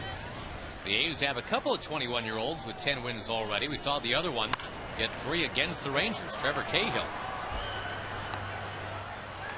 The A's were the first team to have 2 10-game winners under the age of 22 since the 1984 Kansas City Royals, who got it done with Mark Gubicza and Brett Saberhagen. There's a base hit for Taylor Teagard. The Rangers try to claw back into here, trailing 7-2. Craig Gentry comes up looking for his first big league hit. Well, he definitely made an impression from the outfield with that throw he made. Yeah. Craig Gentry. He's a true center fielder. He's playing right field for the Rangers today. Marlon Byrd's obviously playing center field, but they say Gentry can really run, can really play center field. They said he could throw, and that is official after that throw. Not that we needed to authenticate it ourselves. When people see him play a lot in the minor leagues, you can pretty much depend on their opinion of what his talents are. Still fun to see it for yourself. Gentry with his. I thought it was going to be his first big league hit. It is not. Could not get behind Patterson.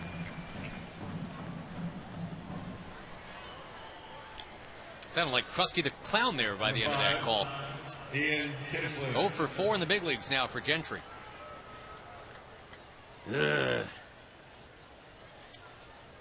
See, rather than say who's Krusty the Clown, I'll just sit there and think, who the heck is Krusty the Clown? Not a Simpsons aficionado, are you? No. No. No. That's not good. I watch a lot of stuff. I don't watch cartoons anymore. Yeah, well, that's a cartoon with social redeeming something or other. If there were real characters saying all that stuff, I'd probably watch it and laugh, but I just can't quite get used to the cartoon characters. Krusty's not real? I have to change the whole way I'm living my life now. 2-0 the count to Kinsler. All right, just for giggles, I went online during the break. I also went and got a hot dog during the break, but I went online and I'm looking. Didn't last long. No, I know. Ate it? No, I'm about okay. 15% done with the hot dog. It's a high fly ball toward shallow left center. It's not caught yet. Now it is. 2 down. All right, so here's the deal. The 1970 Washington Senators, of which you were a part, confirming, kind of like with Gentry's arm. It's not like I didn't trust you, but it just, you validate it when you can see it. Right. 14 straight losses to end the year. And that last homestand for y'all, best crowd you had was 5,000. I will say this. You guys played quick games, according to what I'm looking at here.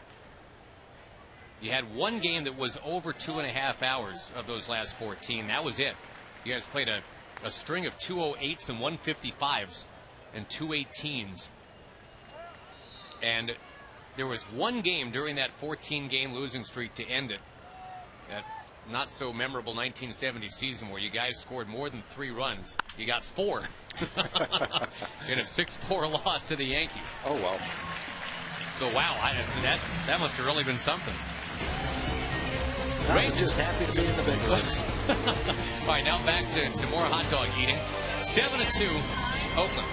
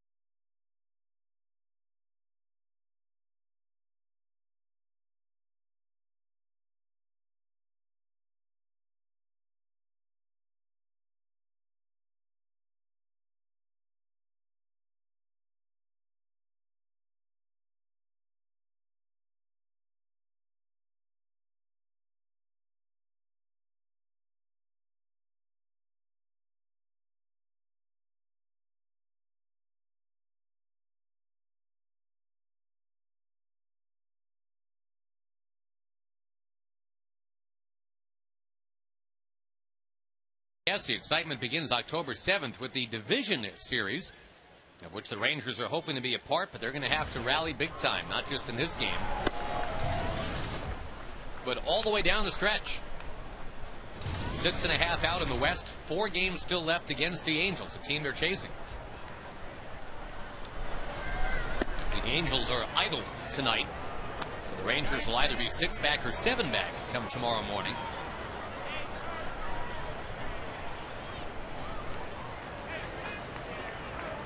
Nippert on for Feldman.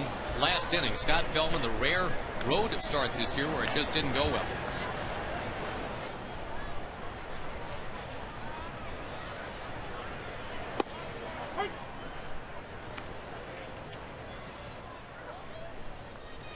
Remember, the A's came in and swept the Rangers in Arlington last week. There's a foul tip, 3-2. We didn't know it at the time, Tag, but the A's basically just stayed hot from there, and they have emerged as the best team in the league in September at 14-7. Well, when you look at their lineup on paper, the names don't impress you. But over the last 6 or 7 games that we've played the A's, their performance has definitely been impressive, the way they play. I think the most impressive part is the way they don't swing at balls. They take things close. They make you work. They foul balls off, and they put the ball in play. We said last night, pesky hitters. Patterson's walked a couple of times and had a hit in the game already.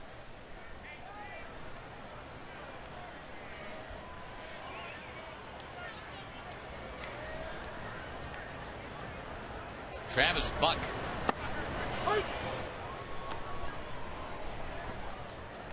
Walking an infield hit for Buck. As the A's look to make it 9 wins in their last 11 ball games.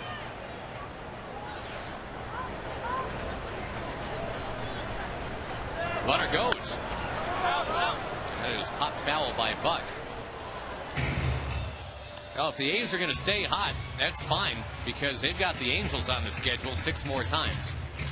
And that is going to have to be kind of the combo that gets it done for the Rangers. The Rangers have to beat up on the Angels head-to-head. And, you know, you hold out some faint hope that the A's will stay playing like this when they've got 6 more games against L.A. When the season started, the A's knew that they were going to have good young pitching. They knew that they would have some growing pains, but they liked their young staff, both the starters and the young guys they've got in the bullpen. But they were worried, looking at their lineup, that they wouldn't score enough runs. So they went out and brought in Jason Giambi, Orlando Cabrera, Holiday to play the outfield, Garcia Parra to be kind of an all-around utility guy. But all 4 veteran guys to solidify the lineup, score some runs, give the young pitchers a better chance to win. And while those 4 guys were here, they couldn't score at all. Now all 4 of those guys are gone. Garcia Parra's here, but he's not playing at all. And they're actually a much better offensive team now than they were when those 4 veteran guys were here. It's bizarre. Holiday, of course, has gone on to be a catalyst in St. Louis, and Giambi's having quite a renaissance in Colorado. But it just wasn't happening here. And you're right, the young guys that have been plugged in instead are just mashing the ball. Everybody wins. Fly ball towards left for Murphy. Of course, last year the A's were all about adding youth. They traded away 7 established big league players in a 7-month period. Got back 20 players. All of them developing instead of already developed. And it cost them any chance of a winning record in 08, but they've got the infrastructure going forward now to maybe get some things done. One of the guys that the A's got back in the trade for Holiday was Brett Wallace. High pick in the draft, third base, first base kind of guy. Big right-handed hitter. I think he's a right-handed hitter, but I'm not positive on that. Anyway, he's a hitter. The A's are confident that long-term he could be a big part of the middle of their lineup. And Mortensen, who pitched last night, came over in that same trade, too. Wasn't too long ago, the A's were all about thump in the middle of the lineup. They're trying to get back to that.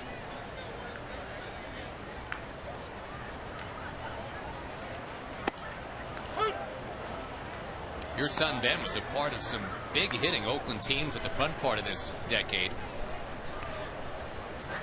The A's won 102 games and 103 games back-to-back years in 01 and 02 with Art Howe at the helm. Of course, they also had the Hudson Mulder-Zito thing working. They might be on the verge of having a renaissance of the Hudson Mulder-Zito thing with Cahill and Anderson. That's 2/3 of it anyway. At least at the same age. Those other 3 guys weren't in the same league with these 2 kids. They were still in college. I like Brett Anderson better than Zito or Mulder. Now, he's still got a ways to go to reach the performance that they had, but at the same age, it's not even close. His breaking ball is just as good as Zito's, and he throws harder. Well, they've definitely been proactive in terms of developing and trading. Sometimes even when the record, win-loss record, is pretty good, they don't mind trading right then, right there. I think Billy Beane, the general manager, kind of dials up the old John F. Kennedy line. The time to repair the roof is when the sun is shining. Don't wait for a crisis. I think what you see is in the American League West is all 4 teams are building that same way. The Anaheim Angels have built that way. A good number of their 40-man roster is homegrown players. Seattle now is starting to turn their roster over in that way. We talked about the A's a lot. Of course, we've been talking about the Rangers all season long. You look at a team that's been a contender all season long, dotted with young players, and it's pretty obvious that over the next 4 or 5 years, the American League West is going to strengthen itself just by the fact that they're developing so many good young players from their farm system, and because they've traded some veteran players for some young players. It's going to be a pretty competitive division over the next 4 or 5 years. You look at the way Bourbon has come up and played, Andrus all season long. Young pitchers that have come up and pitched well. It's been pretty impressive. And the other teams are at varying degrees in the same boat, trying to do the same thing.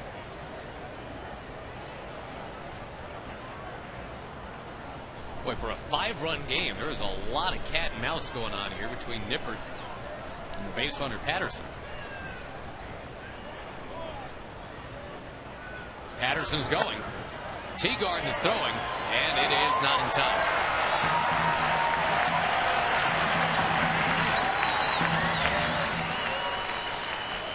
Nippert doing everything he could to keep him close.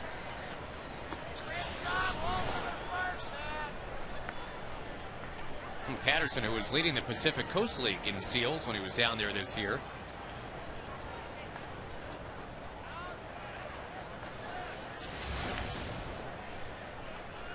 The other thing I think that's a trend is there's fewer and fewer offensively minded players that don't run well and don't play defense. You don't see many players like Jack Cust. More and more players are starting to look like Davis, Bourbon, Andrus. Offense is definitely an important part of it, but offense, along with being able to play defensively and run, is also part of the equation too. Pennington strikes out, and I think that's a great point, Tag. All-around athleticism now seems to be where it's at. It's not who's the biggest, brawniest, home run hittingest guy. It's who gives you the most bang for the buck, doing everything well. And you look at what it's meant for the Rangers to have better athletes, better defense, what it's meant for the pitching staff. Yeah, I think the guys are pitching better, but the fact that the defense has been so much better has probably been as much or more responsible for the success the staff has had than the improvement in the way the guys are actually throwing the ball. More plays are being made on a daily basis. You have to have guys that can hit. You have to score runs. You have to drive the ball.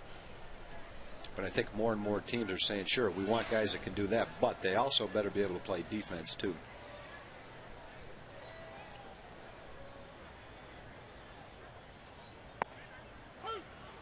Well, and you look at it this way. Nolan Ryan was the greatest strikeout pitcher of all time. But even Nolan only struck out a third of the batters he faced. So 67% of the time, at least, the ball is going to be put in play, even when Nolan was on the mound. You may as well have guys that can go get that baseball when it's put in play.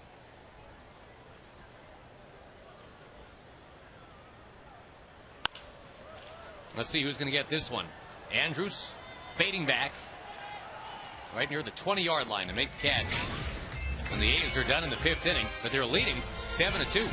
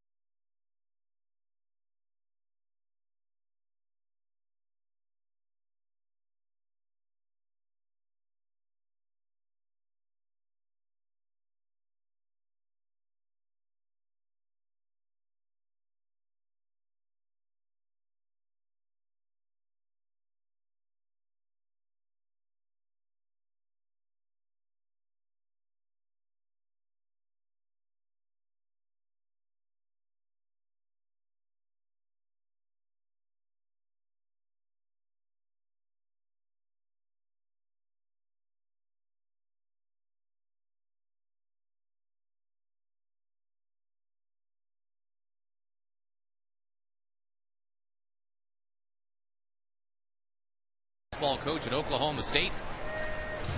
Brett graduating from Stillwater High School, where he put up some unbelievable numbers. And he is getting it done against the Rangers today. We were talking earlier, Tag, about the young players that the Oakland A's have acquired over the last couple of years, and certainly Brett Anderson is right up there high on the list, acquired along with Dana Eveland and Greg Smith and others in the Dan Herron trade.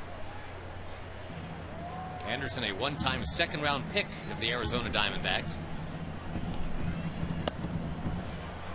He is just having at it right now. 96 miles an hour to strike out Murphy.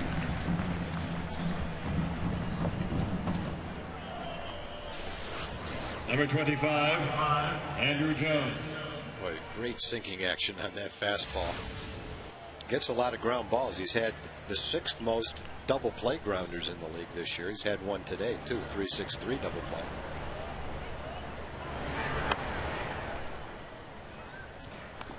Andrew Jones, just his 3rd game in the last 30 days with the Rangers.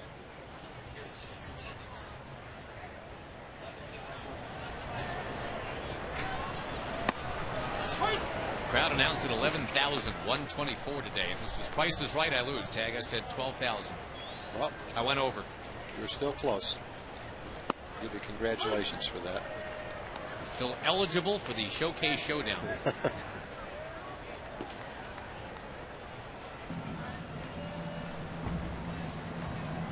1-2 to Andrew. He is inside.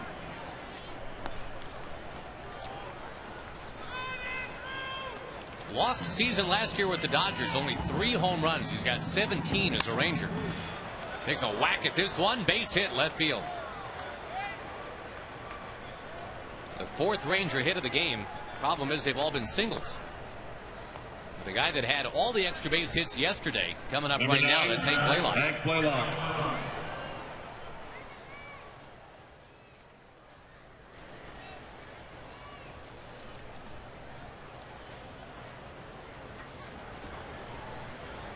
The Rangers have only 4 extra base hits total in this series.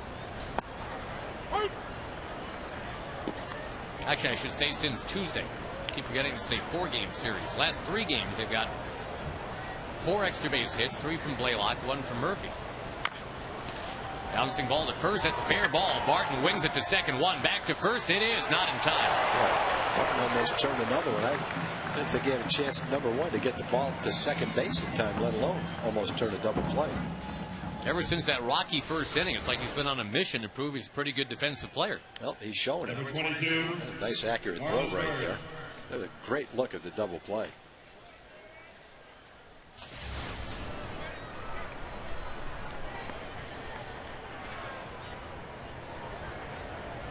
Pitch count in the mid-80s for Anderson. Marlon Byrd so far 0 for 2.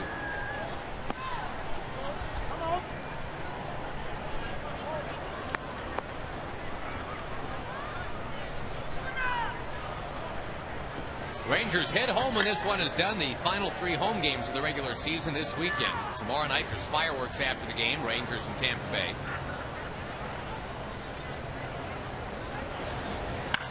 Ground ball second base. Pinballing off of Patterson. Ball ends up in shallow center field. That'll be the 3rd Oakland error of the game. They had 3 yesterday as well. The Rangers have runners at the corners now for Davis.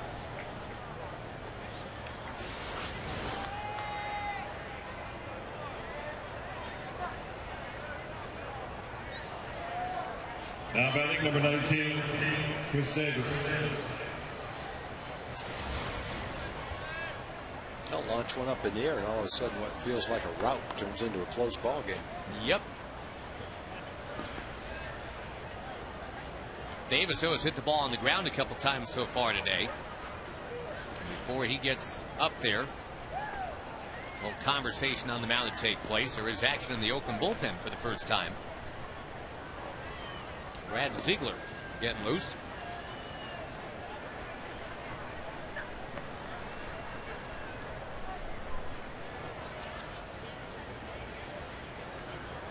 Tag, we were talking about the upcoming homestand. Only a 3-game homestand, but you got fireworks after the game tomorrow and Saturday as well.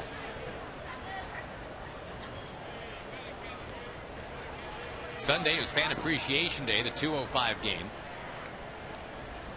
Prizes will be drawn and awarded to fans throughout that game against Tampa Bay. It's also a drumstick ice cream sundae. $1 ice cream for kids 13 and under Sunday, and kids can run the bases after the game too.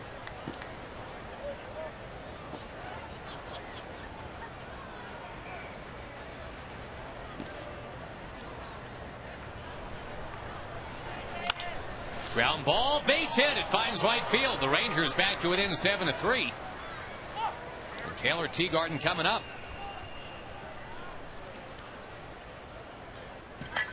Well, Blaylock beating out that fielder's choice helps keep the inning alive. A lot of unearned runs for the Rangers in the last Now 2 days. number 2, Taylor Teagarden.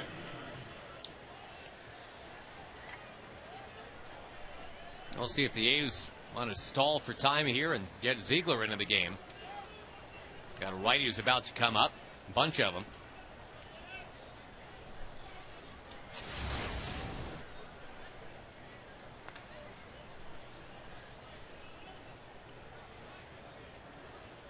Base hit number 6 today for the Rangers. They've all been singles.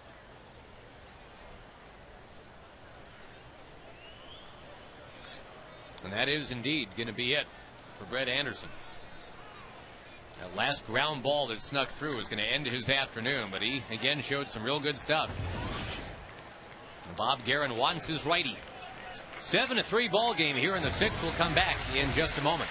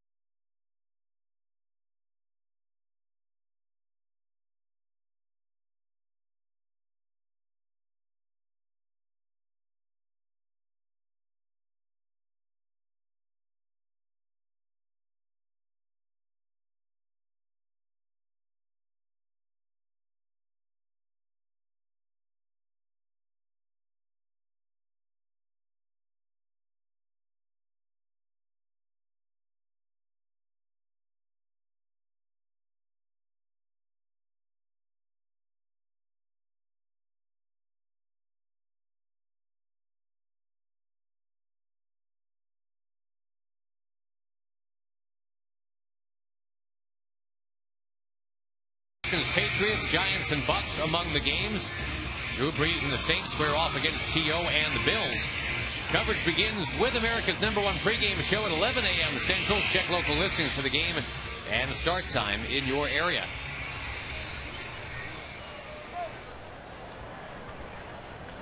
In the 6th inning, the Rangers looking to battle back. Ladies and gentlemen, for Texas, batting for Teagarden. Brett Anderson is out. Julio Bourbon. And a couple of guys on base as Brad Ziegler takes over on the mound. Will face a pinch hitter. That is Julio Bourbon. A new catcher going forward for the Rangers here today. Teagarden ends up 1 for 2. Ron Washington wanting a left-hand bat up there against the side-arming righty.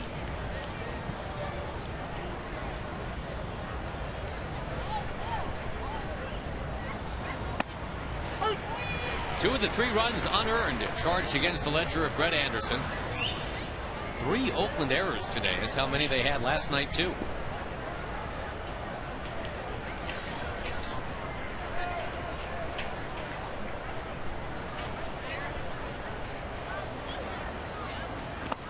Skipped up there to the plate, 2-1.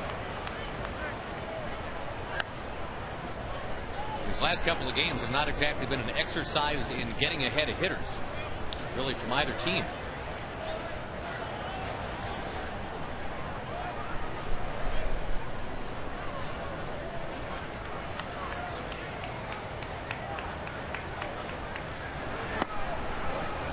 side to Bourbon. And young Craig Gentry on deck.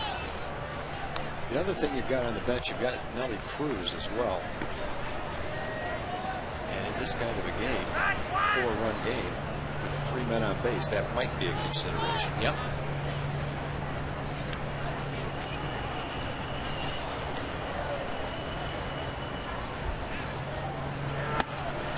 And it's inside. They're loaded up in the Sonic Slam inning.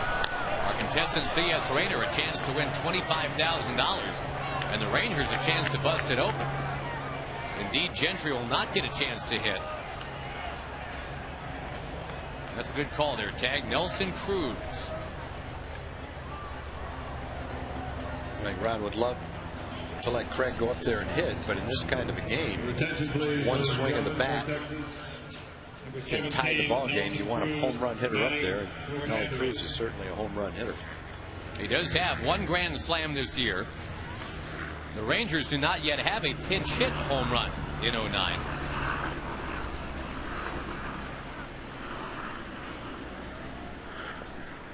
Only the 4th pinch hitting opportunity for Nelson this year, and so far 0 for 3.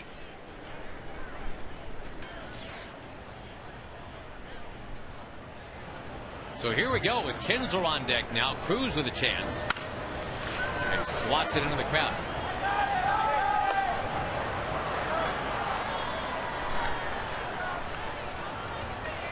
Last year, Ziegler nearly impossible to hit. This year, he's been much more mortal. Opponent's batting average of 300. And he has allowed a couple of home runs.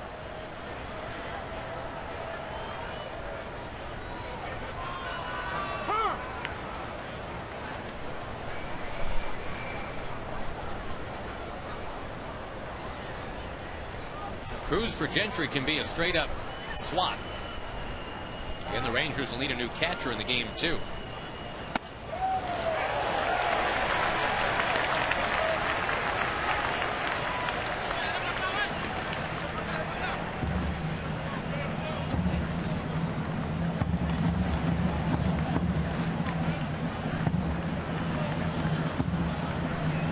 With the bases loaded, the 2-strike pitch.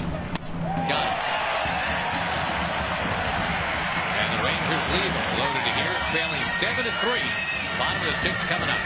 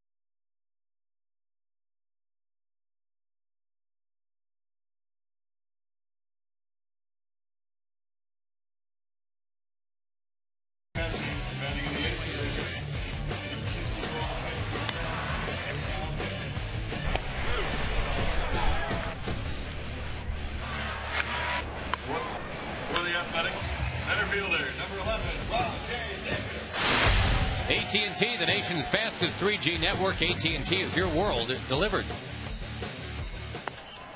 Changes for the Rangers. Here's Pedro Strop on the mound for the first time in 12 days. Tell you about the other defensive changes in just a moment. 7-3 Oakland here in the bottom of the 6th. Rajay Davis takes inside. Pedro getting into his 5th big league game. He's had some long innings. Jumped up from Double-A not too long ago. The new catcher in there is Kevin Richardson. The Rangers committed to giving Pudge a day off today, getting him set to catch over the weekend. Nelly Cruz stays in the game playing right.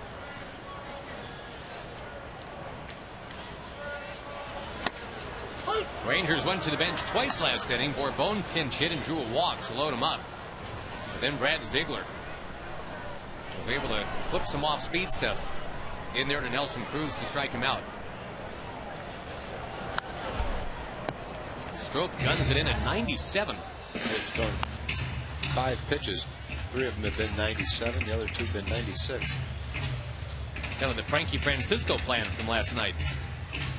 Well, how good was Frankie last night? That's as well as Frankie can throw right there. All 3 pitches working and throwing his fastball right where he wanted it. Davis caught by Kinsler. All fastballs from Strop. Yeah, Frankie knocking down the last 3 outs yesterday. Rangers winning 9-8. Holding off an Oakland comeback.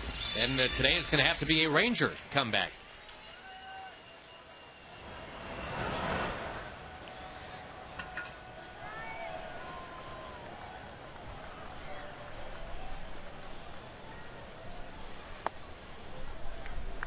And again at 97. Well, the well-rested Pedro Strop. Again, a dozen days since he's been in a game. Comes right out there tuning it up at 97.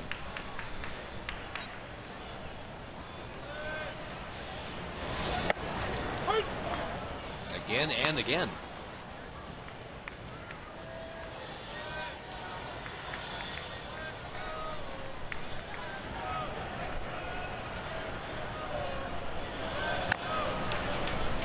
Something besides the fastball finally.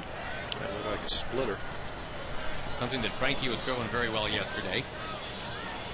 Strop originally a Colorado Rockies prospect and was originally a position player.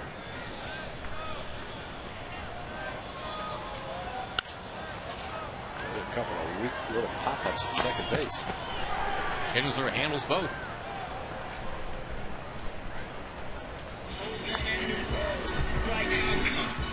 Strop spent time in Tulsa last year. Number 32. The Rockies organization. Missed a lot of time last year with an elbow fracture. But healthy this year, was throwing very well for Frisco his last few weeks there. Finds himself in the big leagues. And as you pointed out more than once, also found himself in a beaver costume on the airplane coming out here. Yes, he did. Nobody got to keep that costume. Bring it home for all his friends and family to show what the big leagues is like. Get it dry cleaned and just wear it around the Dominican all winter. Proof that he's been in the big leagues. See, it wasn't Jerry Mathers as the beaver the whole time, Tag. It was Pedro Strop. Yeah. Who knew? A time-honored tradition of making the rookies dress up at least once.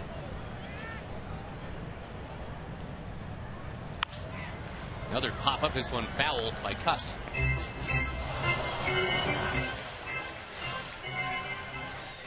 That is the costume of which we speak. The two-tooth beaver. Worn so well by Pedro Strop.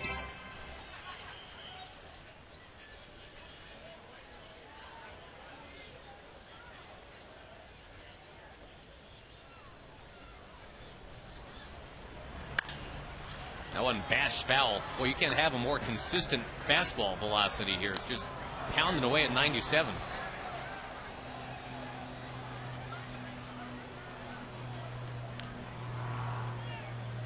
The Rangers will have the top of the order up in the top of the 7th inning. They're trying to hold it here at 7-3.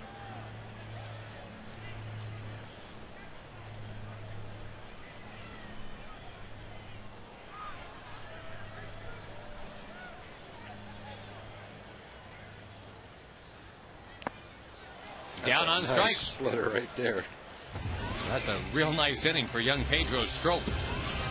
7-3 A's at the end of 6.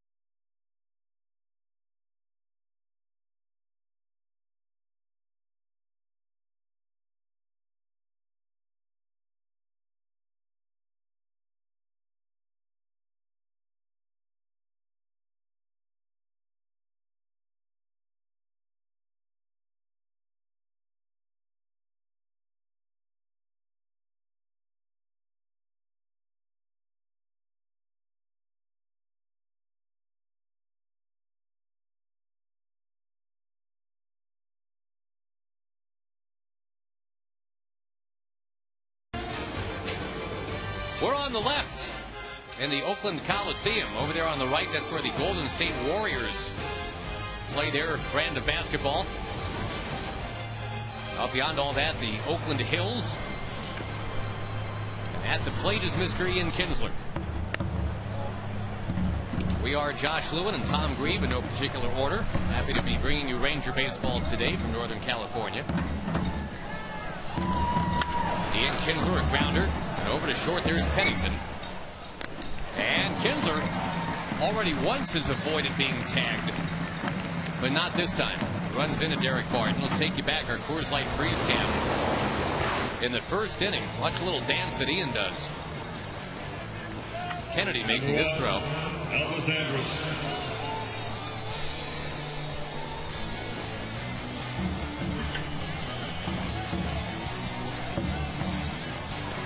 And the Rangers scored in that inning with Ian coming around. In fact, Ian has scored a couple of runs today. The Rangers trail by 4, and here is Elvis Andrus. Ziegler just slings it in for a strike.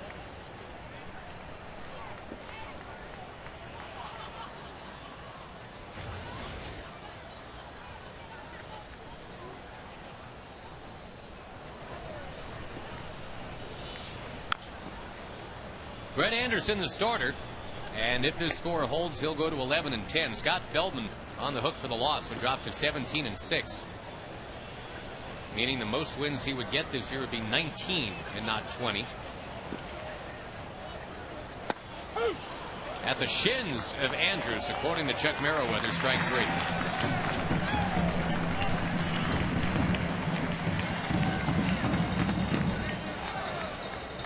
Number 14, David Murphy. Andrews now 0 for 4. That'll bring up Murphy.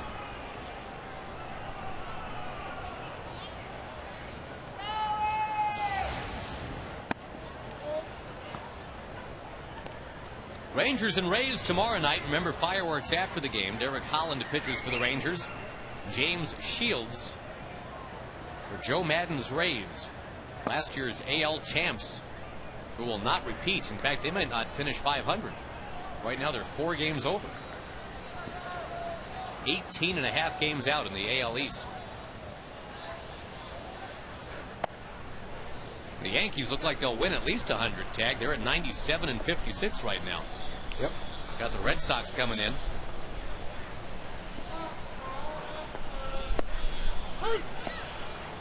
Yankees are 5 up in the loss column in the AL East. In terms of games ahead, it is 6. There's a walk to Murphy with 2 out in the 7th. Check the Jack-in-the-Box standings. X means you're eliminated.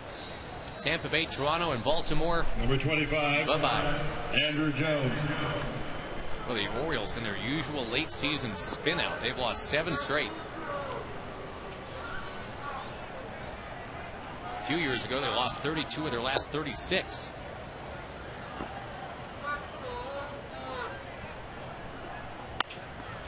On the ground to third. And Andrew Jones is out. To get the Rangers and the A's to the 7th inning stretch, it is a 7-3 lead for the Athletics.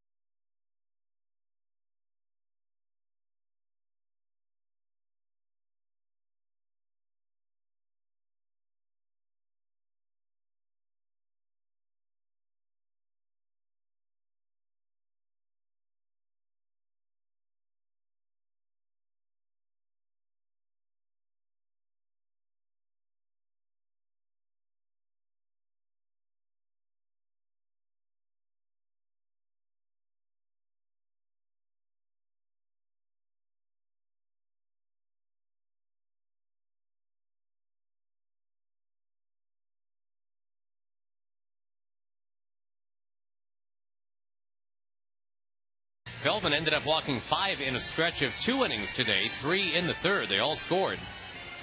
7-3 ball game at the stretch, and a new Ranger pitcher comes on out there. That is Jason Grilli, the 4th Ranger pitcher of the day. And Grilli's got to face Landon Powell, Derek Barton, and Eric Patterson here in the bottom of the 7th. A's trying to make it 9 wins in their last 11 games. As you check the numbers on the former Colorado Rocky, Jason Grilli. Formerly a Tiger and a Giant as well.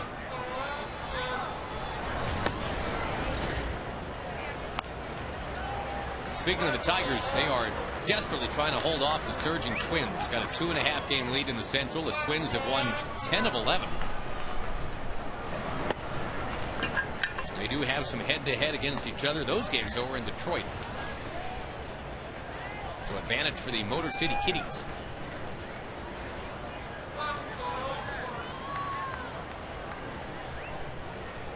Rangers in danger of dropping 7 behind the Angels. Boy, their inability to beat these Oakland A's over the last week and a half will be a lot of the story that we tell in the offseason if the Rangers don't pull out the miracle.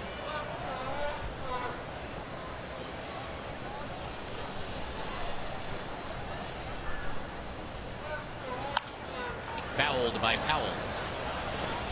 Right off the press box.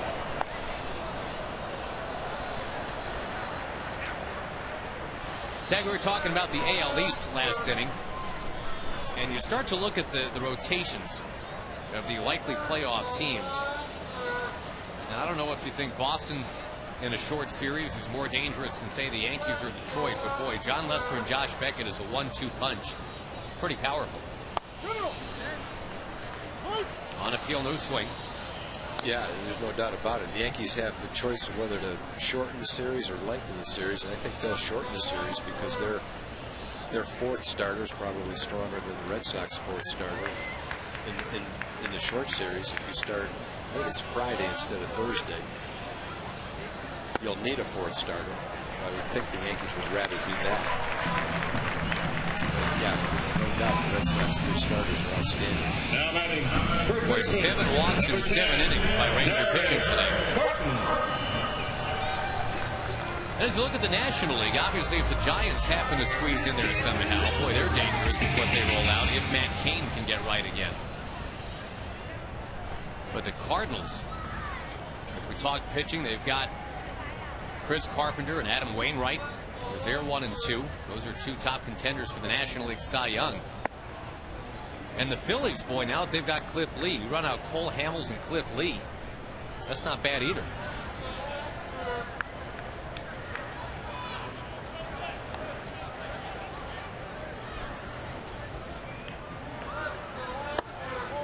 One thing about the Dodgers, too, even though at first blush you might not love their pitching as much as the other guys that we just mentioned, that one weakness for the Cardinals for some reason this year, even with Holiday and Pujols, is they've had a tough time hitting lefties for some reason. And if the Dodgers and Cardinals match up, as well they might in the first round, Randy Wolf and Clayton Kershaw, the Highland Park product, a couple pretty good lefties right there.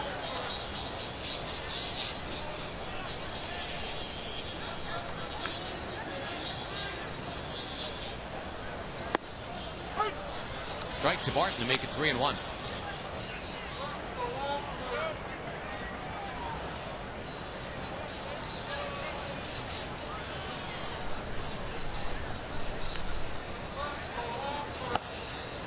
Three and 2. Only one other game in the majors so far today. That was the Reds over the Sad Sack Pirates, 4-1. Interest has got to be at an all-time low regarding Pirate baseball right now. That city is buzzing. President Obama is in town right now in Pittsburgh. And obviously they're getting excited about their football team, but can't imagine they had a huge crowd today for Reds and Pirates. Former Ranger Coco Cordero the save in that 4-1 Cincinnati win. He's got 39 of those. And there is another walk.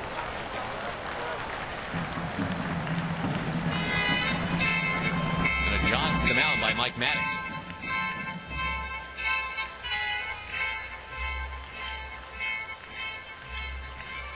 Games tonight, the Dodgers and Nationals will have at it. Dodgers leading by 5 in the NL West, and they'll send former Ranger Vicente Padilla to the mound. He is undefeated as a Dodger so far. Well, maybe the Dodgers will sign into a nice 3 or 4 year contract. Check under the hood before you do, though, before you buy the car.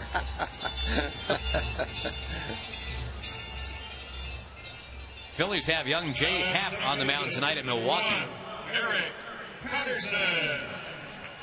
Padres at the Rockies, Cubs at the Giants. A limited selection of National League games tonight.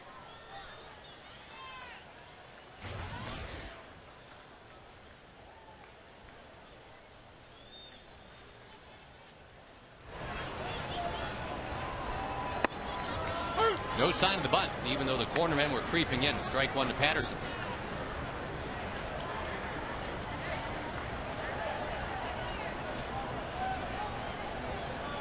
Rangers led this game 2-0, but it's now 7-3 Oakland. Couple of strikes to Patterson.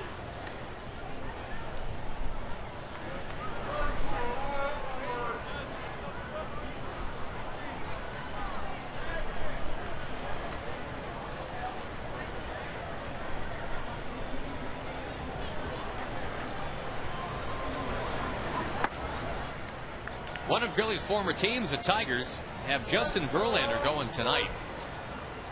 Looking for his 17th win. That's what Feldman already has for the Rangers, but he couldn't get to number 18 today. Chased in the 4th inning.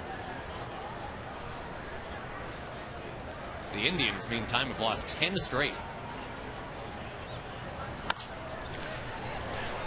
Mariners at the Blue Jays tonight with King Felix, certainly a Cy Young candidate, trying to get to 17-5. That would match Scott Feldman.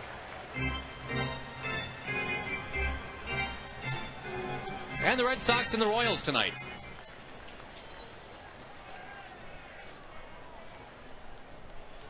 Clay Buchholz going for Boston.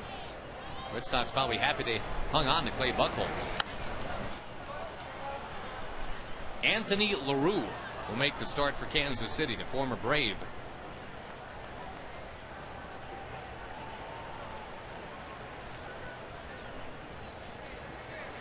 Boy, Grilly's about to throw a 19th pitch of this inning and still doesn't have an out. It's kind of been the story for the A's, these kind of at-bats.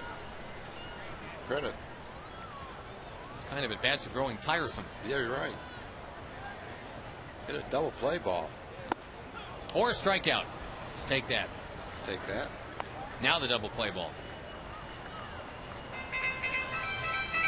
Now batting left fielder.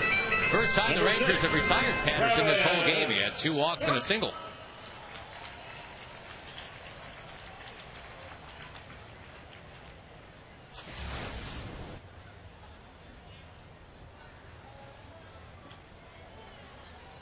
Travis Buck, 1 walk and a single.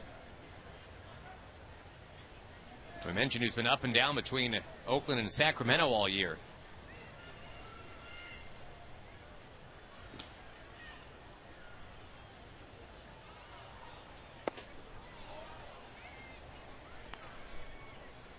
Buck is getting close to doing something you did as a Ranger, Tag. That's get 150 games in a row without an error out there in the outfield. Wow. He's at 146. Can't believe anyone could approach that record. Thought I set one for the ages there. Actually, until you told me that, I had no idea. You didn't know you had the record? No, I had no idea. Never really looked at myself as a defensive gem out there in the outfield. Well, you and Billy Sample are the 2 Rangers that have got more than 150 games without making an error. You went from April of 72 to June of 75, 183 games.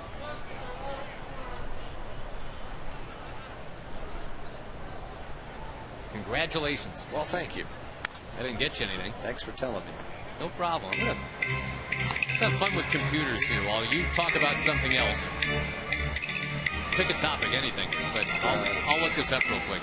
See, what happened when you finally made an error? Who hit it? What happened? You could find that, too? Sure. It's a magic machine I got over here. Let's see. Talk amongst yourselves. What year would it have been? Probably? 70, what did we say, 75. 75. You're going to guess? I have no idea. I'll say I booted a ground ball that George Brett hit. Okay. We got you down. Now we just check it out. There's a high pop foul. Grabbed in foul territory by Chris Davis. All right, well, here's what I'm looking at. It would have had to have, the last game number 26 was June 24th, 75. Let's assume that you played June 25th, 75 to commit that error. So that's the game I'm going to go find here.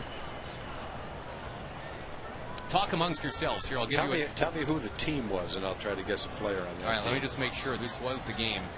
Aha, found it. It was the White Sox. White Sox? Old Comiskey. I'll say Carlos May hit it. All right, now I got to find it.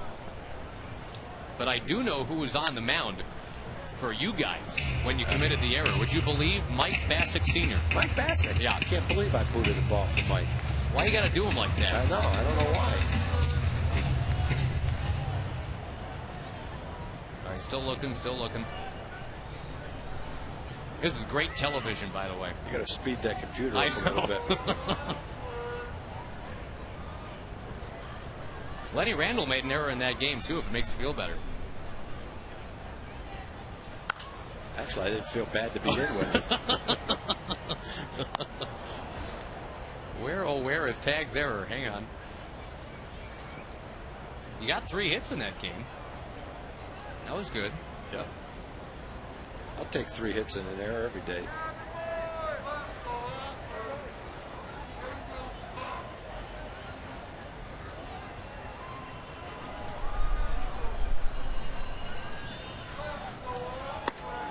Meantime, Bassick, Grilly trying to work out of the inning.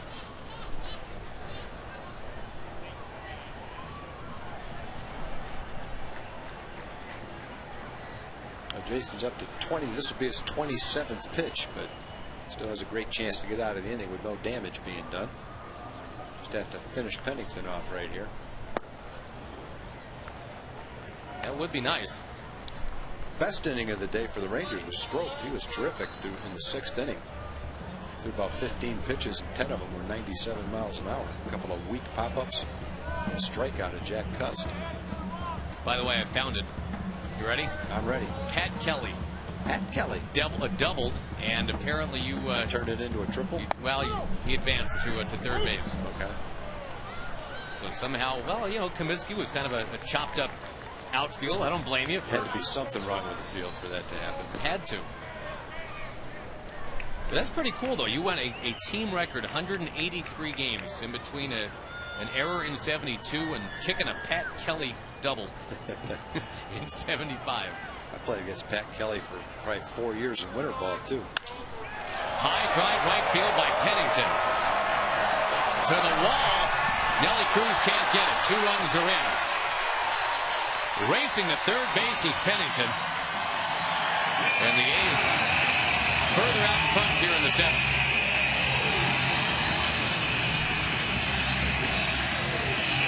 The 2 walks both come in to score. In fact, 5 of the last 6 walks allowed by Ranger pitching have come around and in.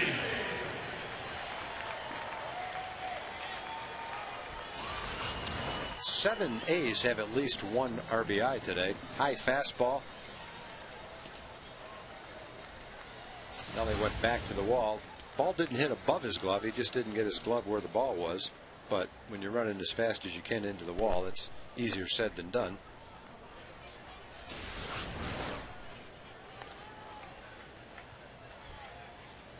Nelly came close to grabbing it out there, too. Well, one thing that's been a problem here in this series, been a lot of 30-pitch type innings from relievers. I'm not sure if that has much to do with the fact that sometimes these guys are going quite a bit in between appearances. Although the counter to that, I mean, Strop hadn't pitched in 12 days, and he had the best inning out of anybody today. Yeah, and you really can't use that as an excuse, because if you're a bullpen pitcher, you don't know when you're going to pitch, so you have to do whatever you can between appearances to stay ready.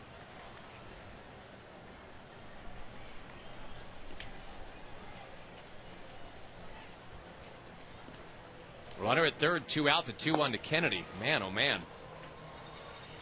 Willie Ayer has gotten up in the bullpen now.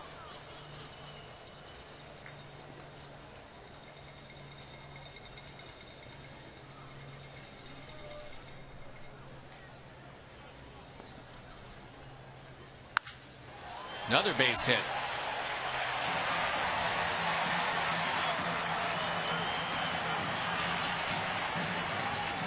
Three of those for Kennedy.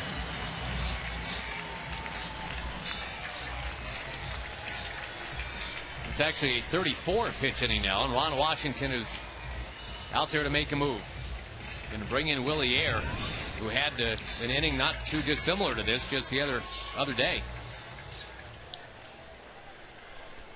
3 in the 7th, after the A's had 3 in the 4th and 4 in the 3rd. And this one's starting to get away a little bit. 10-3. We'll come back in just a moment.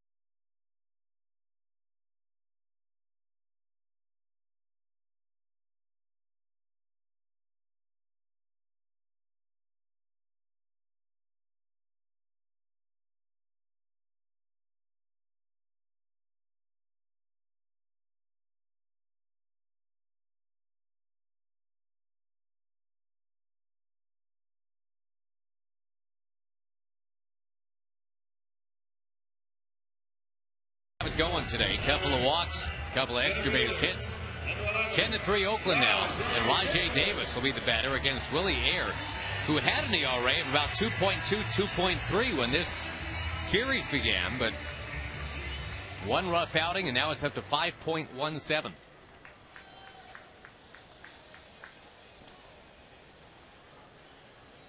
The A's have already secured the season series against the Rangers. They're looking to go to 11-8 with a win today.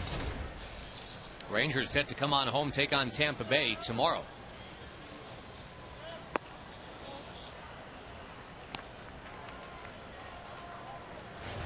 Boy, the first pitch strike just continues to elude the Rangers. Everybody in the A's lineup except Landon Powell has driven in at least one run. Patterson, Pennington have each driven in 2. To center field, and there is the last out of the 7th inning. 3-run score, though, as the A's by 7.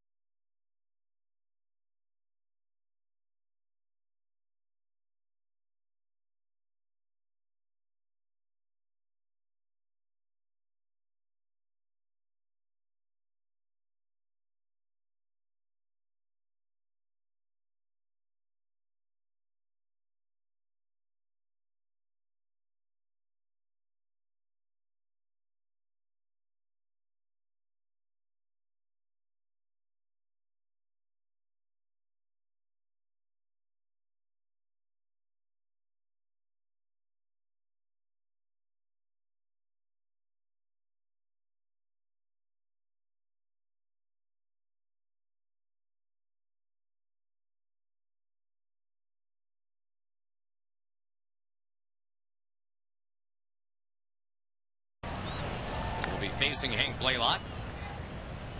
Hank was the hitting star of the game yesterday. A game the Rangers won 9-8.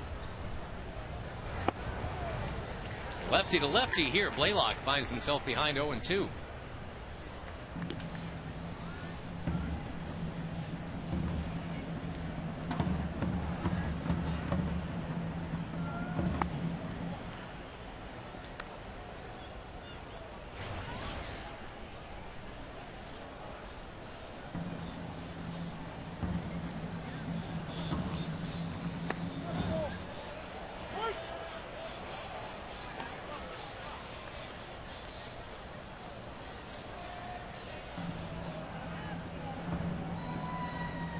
The Rangers in danger of losing for the 9th time in 13 games. The Oakland A's a big part of that as they came on into Arlington, outscored the Rangers 19-1. Number 22. Pretty good slider right there. That went from one side of the plate to the other. Just kept on going away from Hank.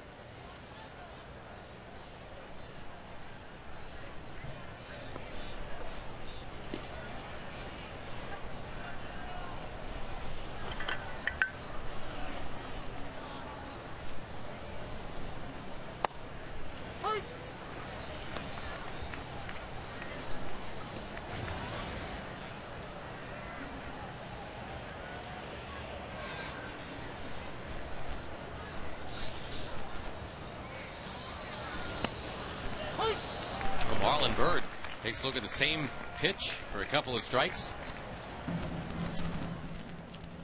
Rangers have Derek Holland on the mound tomorrow. That 7:05 first pitch with Tampa Bay coming in. The last 3 home games of the regular season. Tomorrow night, Saturday night, and then Sunday afternoon.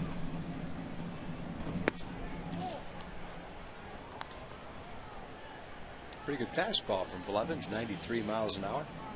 Big, tall, lanky kid.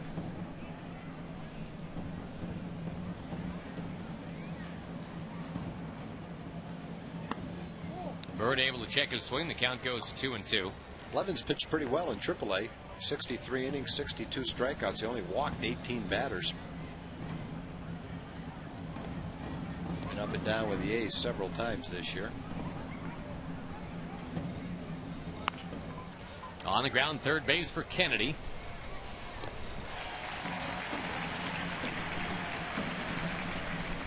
Now Chris Davis to the plate.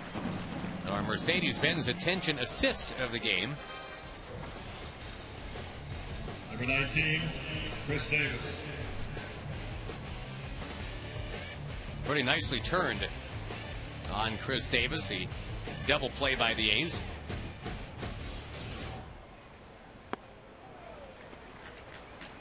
Well, the Rangers having won 5 of 6 on the road until today. Looks like they might fall back to a 500 record on the road this year. Only 2 teams in the league have a winning record on the road. The Angels and the Yankees.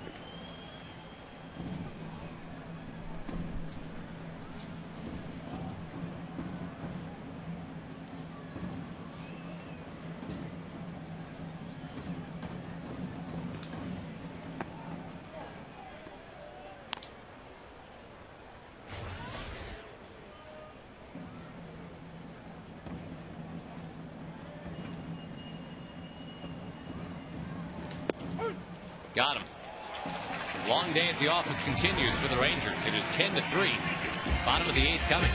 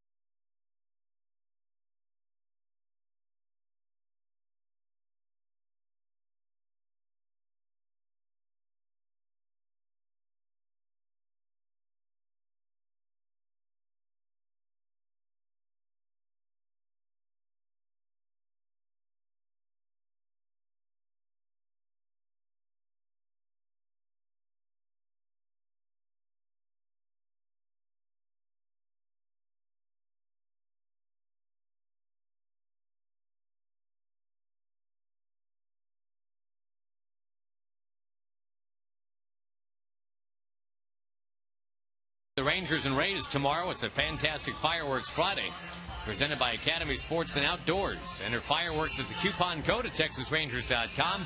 Sponsored by 105.3 The Fan. Warner Madrigal will take over on the mound for the Rangers, who find themselves behind 10-3. The Rangers have rolled through the bullpen in this one. Feldman lasted just 3 1/3. It's been Nippert and Strop and Grilly and Air. And now Warner Madrigal.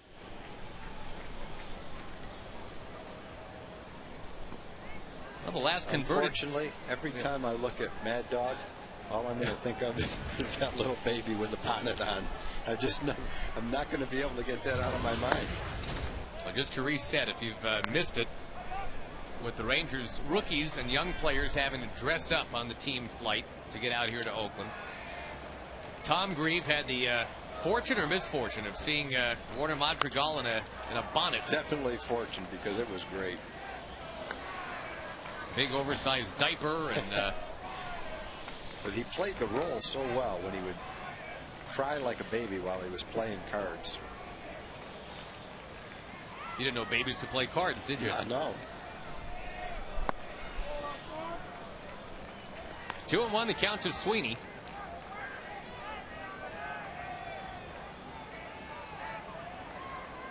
Now completely bonnet free.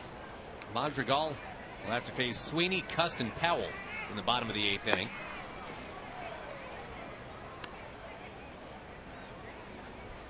We've been talking about the pesky nature of the Oakland A's. They have forced the Rangers into throwing 177 pitches in this game. The A's have had to throw about 120. That's exactly what we're talking about right there. Get that 2-strike foul ball lifted out of play.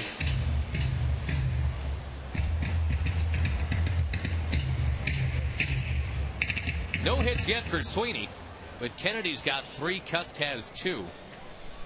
The A's have 9 to the Rangers 6.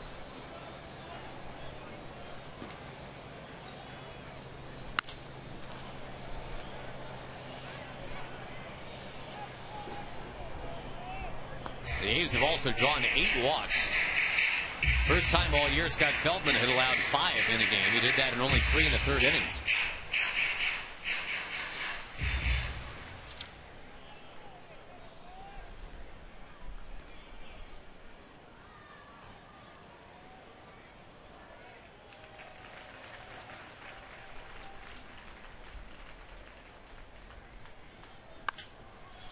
Yet another foul ball. Yeah, we've been talking about it a lot, but it really is true. How many balls the A's have fouled off, spoiling decent pitches, just prolonging at bat after at bat.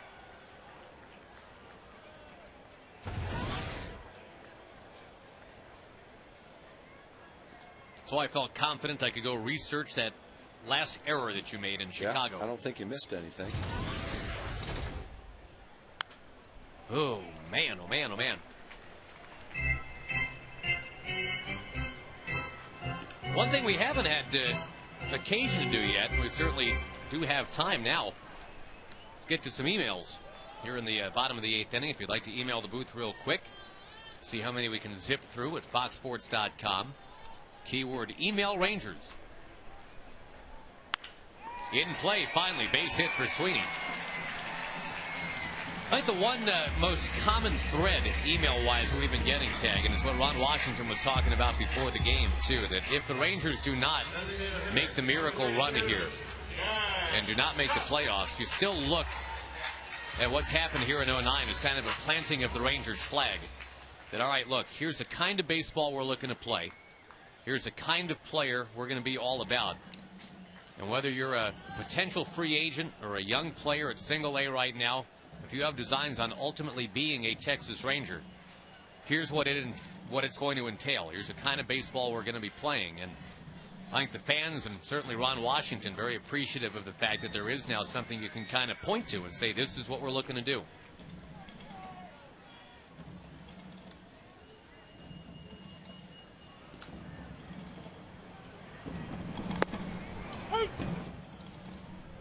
Strike one to Cust.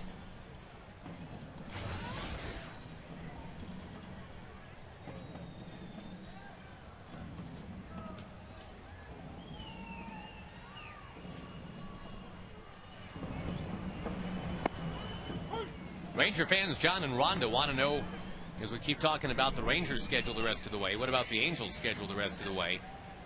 Pretty much it's round robin here, right? I mean, when the Rangers are playing the A's, that means the Angels are playing the Mariners. It's all AL West against AL West the rest of the way. Yeah, the Tampa Bay has kind of snuck into a couple of schedules. They are the team we're going to play next, but after that, it's pretty much within division. Yep. The Angels just lost a series to the Yankees at home. Jack Cust is out on strikes. Second time today. Second time he struck out on that exact same pitch, too. Off-speed pitch breaking down like that. Now batting number 35, catcher, Landon Powell.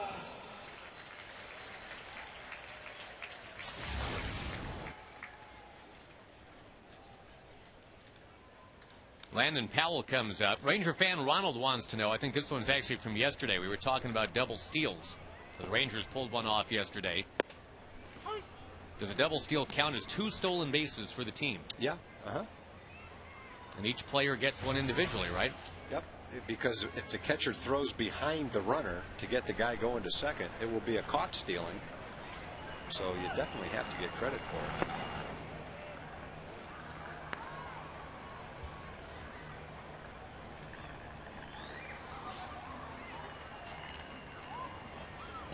Questions, too, coming in about where Pudge Rodriguez will be in 2010. I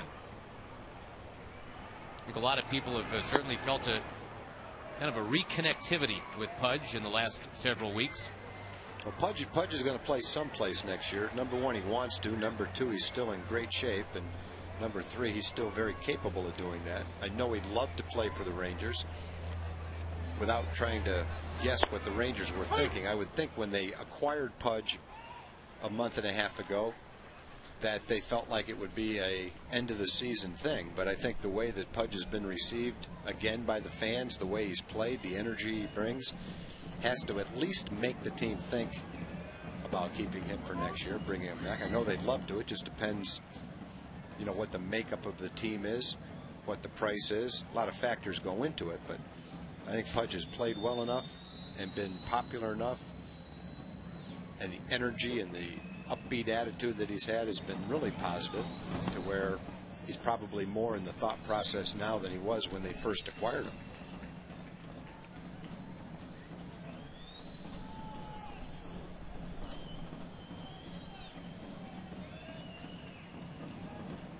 Getting the day off today. He's been playing a lot, though, down the stretch. There is another walk. Pudge became very popular with the pitching staff, too. When you hear the pitchers talk, they talk about how much they enjoy pitching to him with his experience behind the plate. Still throws very well. So under the right circumstances, I think Pudge would be a great fit with the ball club, but we'll just have to see whether there is a fit. That's up to the off season and the planning, and see how that materializes then. Tough to say. Personally, I'd love to see him back.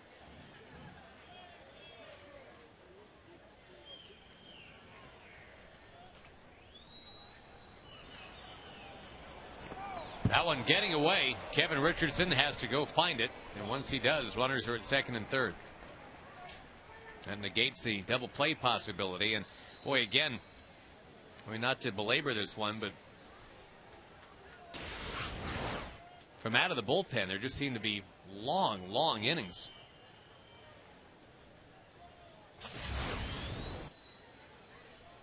Madrigal's at 20 pitches and 1 out collected so far. Infield is back. A little ground ball here to the right side from Barton would get him an RBI.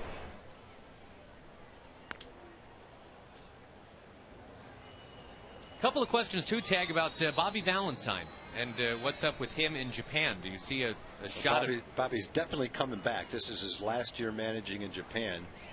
He's agreed to a contract evidently with ESPN to do some broadcasting for them next year. And my guess is before it's all over and done with, he'll manage again here. I think he's at least had some conversations about that. So I think the possibility exists that he will manage, if not next year, maybe the year after that. I know he wants to.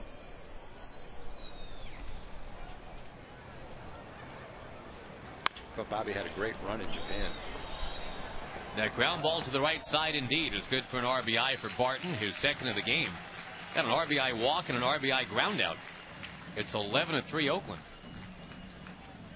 Now batting second baseman, number 1, Eric Patterson.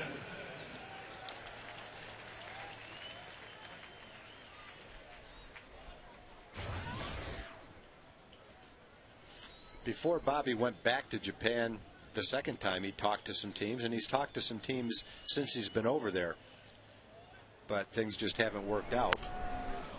But now that he's totally free and not encumbered by the contract that he's had over there, I think the chances of him managing again are probably greater than they were while he was over there. He's making a ton of money over there. He's making something like $4.5 million a year. He signed a 4-year contract for $18 million. Plus he had incentives in his contract that increased that quite a bit. So it was very difficult to leave that contract, even if he did get some opportunities over here. But now that he doesn't have that contract, it might be a little bit easier.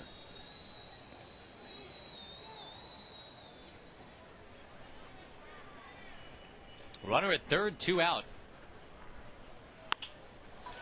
And another base hit for the Oakland A's to make it 12-3.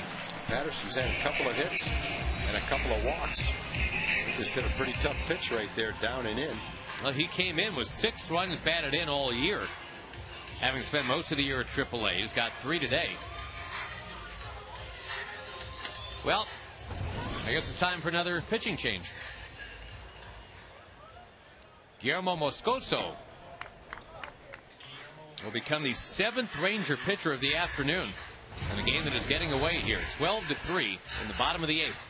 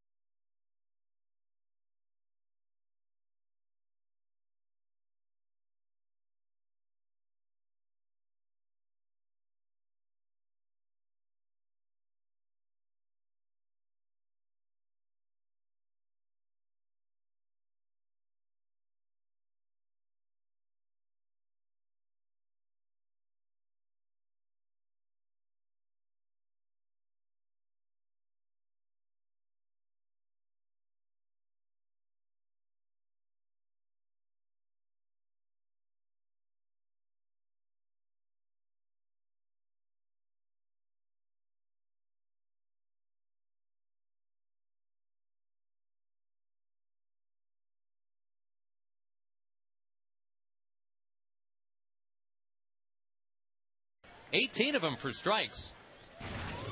But he gave up a couple of runs, and now a 12-3 game.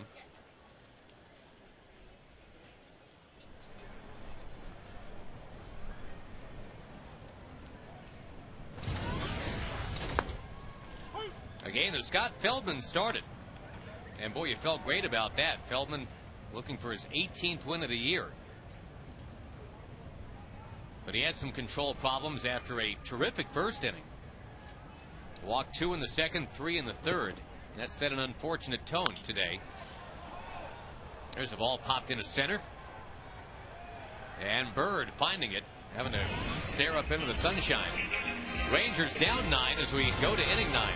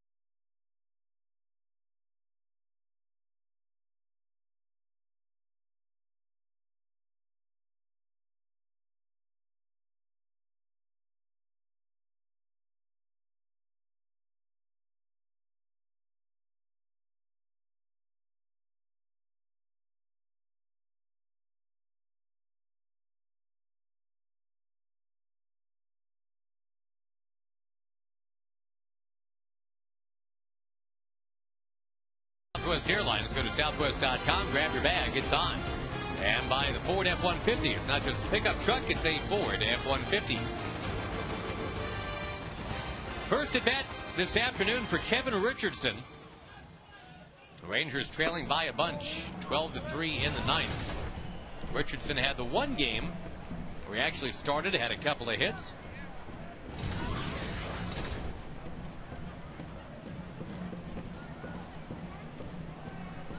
Greg Gentry had a start today looking for his first big league hit. It never did happen.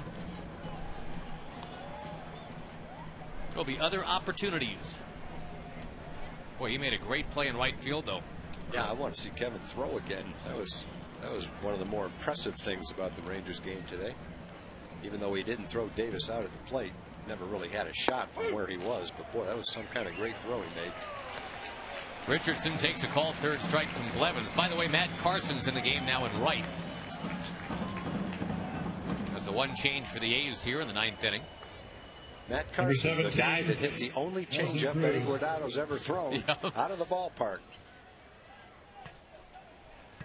One of the guys on the bench said to Eddie, well, at least you don't have to look back at your career and regret that you didn't throw a changeup. Right. Well, it took him about 20 years, and he finally had the wherewithal to do it in a game to a guy that had never hit a home run in the big leagues, and kind of killed two birds with one stone right there.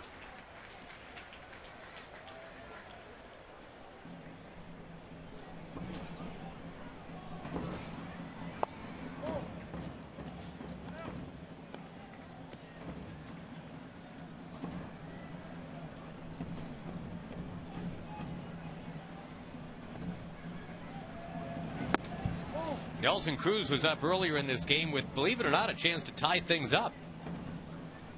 Back when it was 7-3, batting with the bases loaded. But facing the tough Brad Ziegler, he struck out.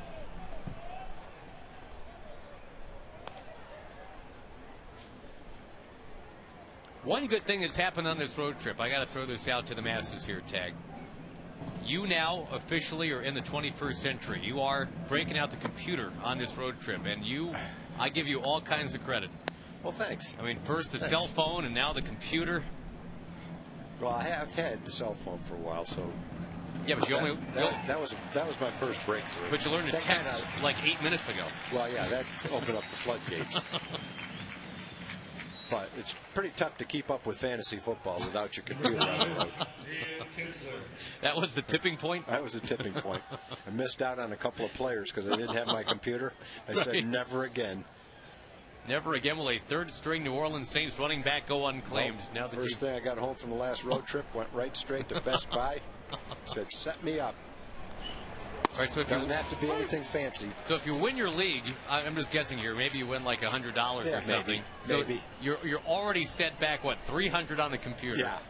It's not a profitable enterprise, but you know, we got a lot of pride in our league. You have to keep up. You have to keep up with the times. Otherwise, you just fall back. Well, congratulations. Happy to have you in this century now. Thank you. Kinsler taking down too low. He's got his 30th stolen base of the year in this game today. Now is one home run away from becoming a 30-30 guy.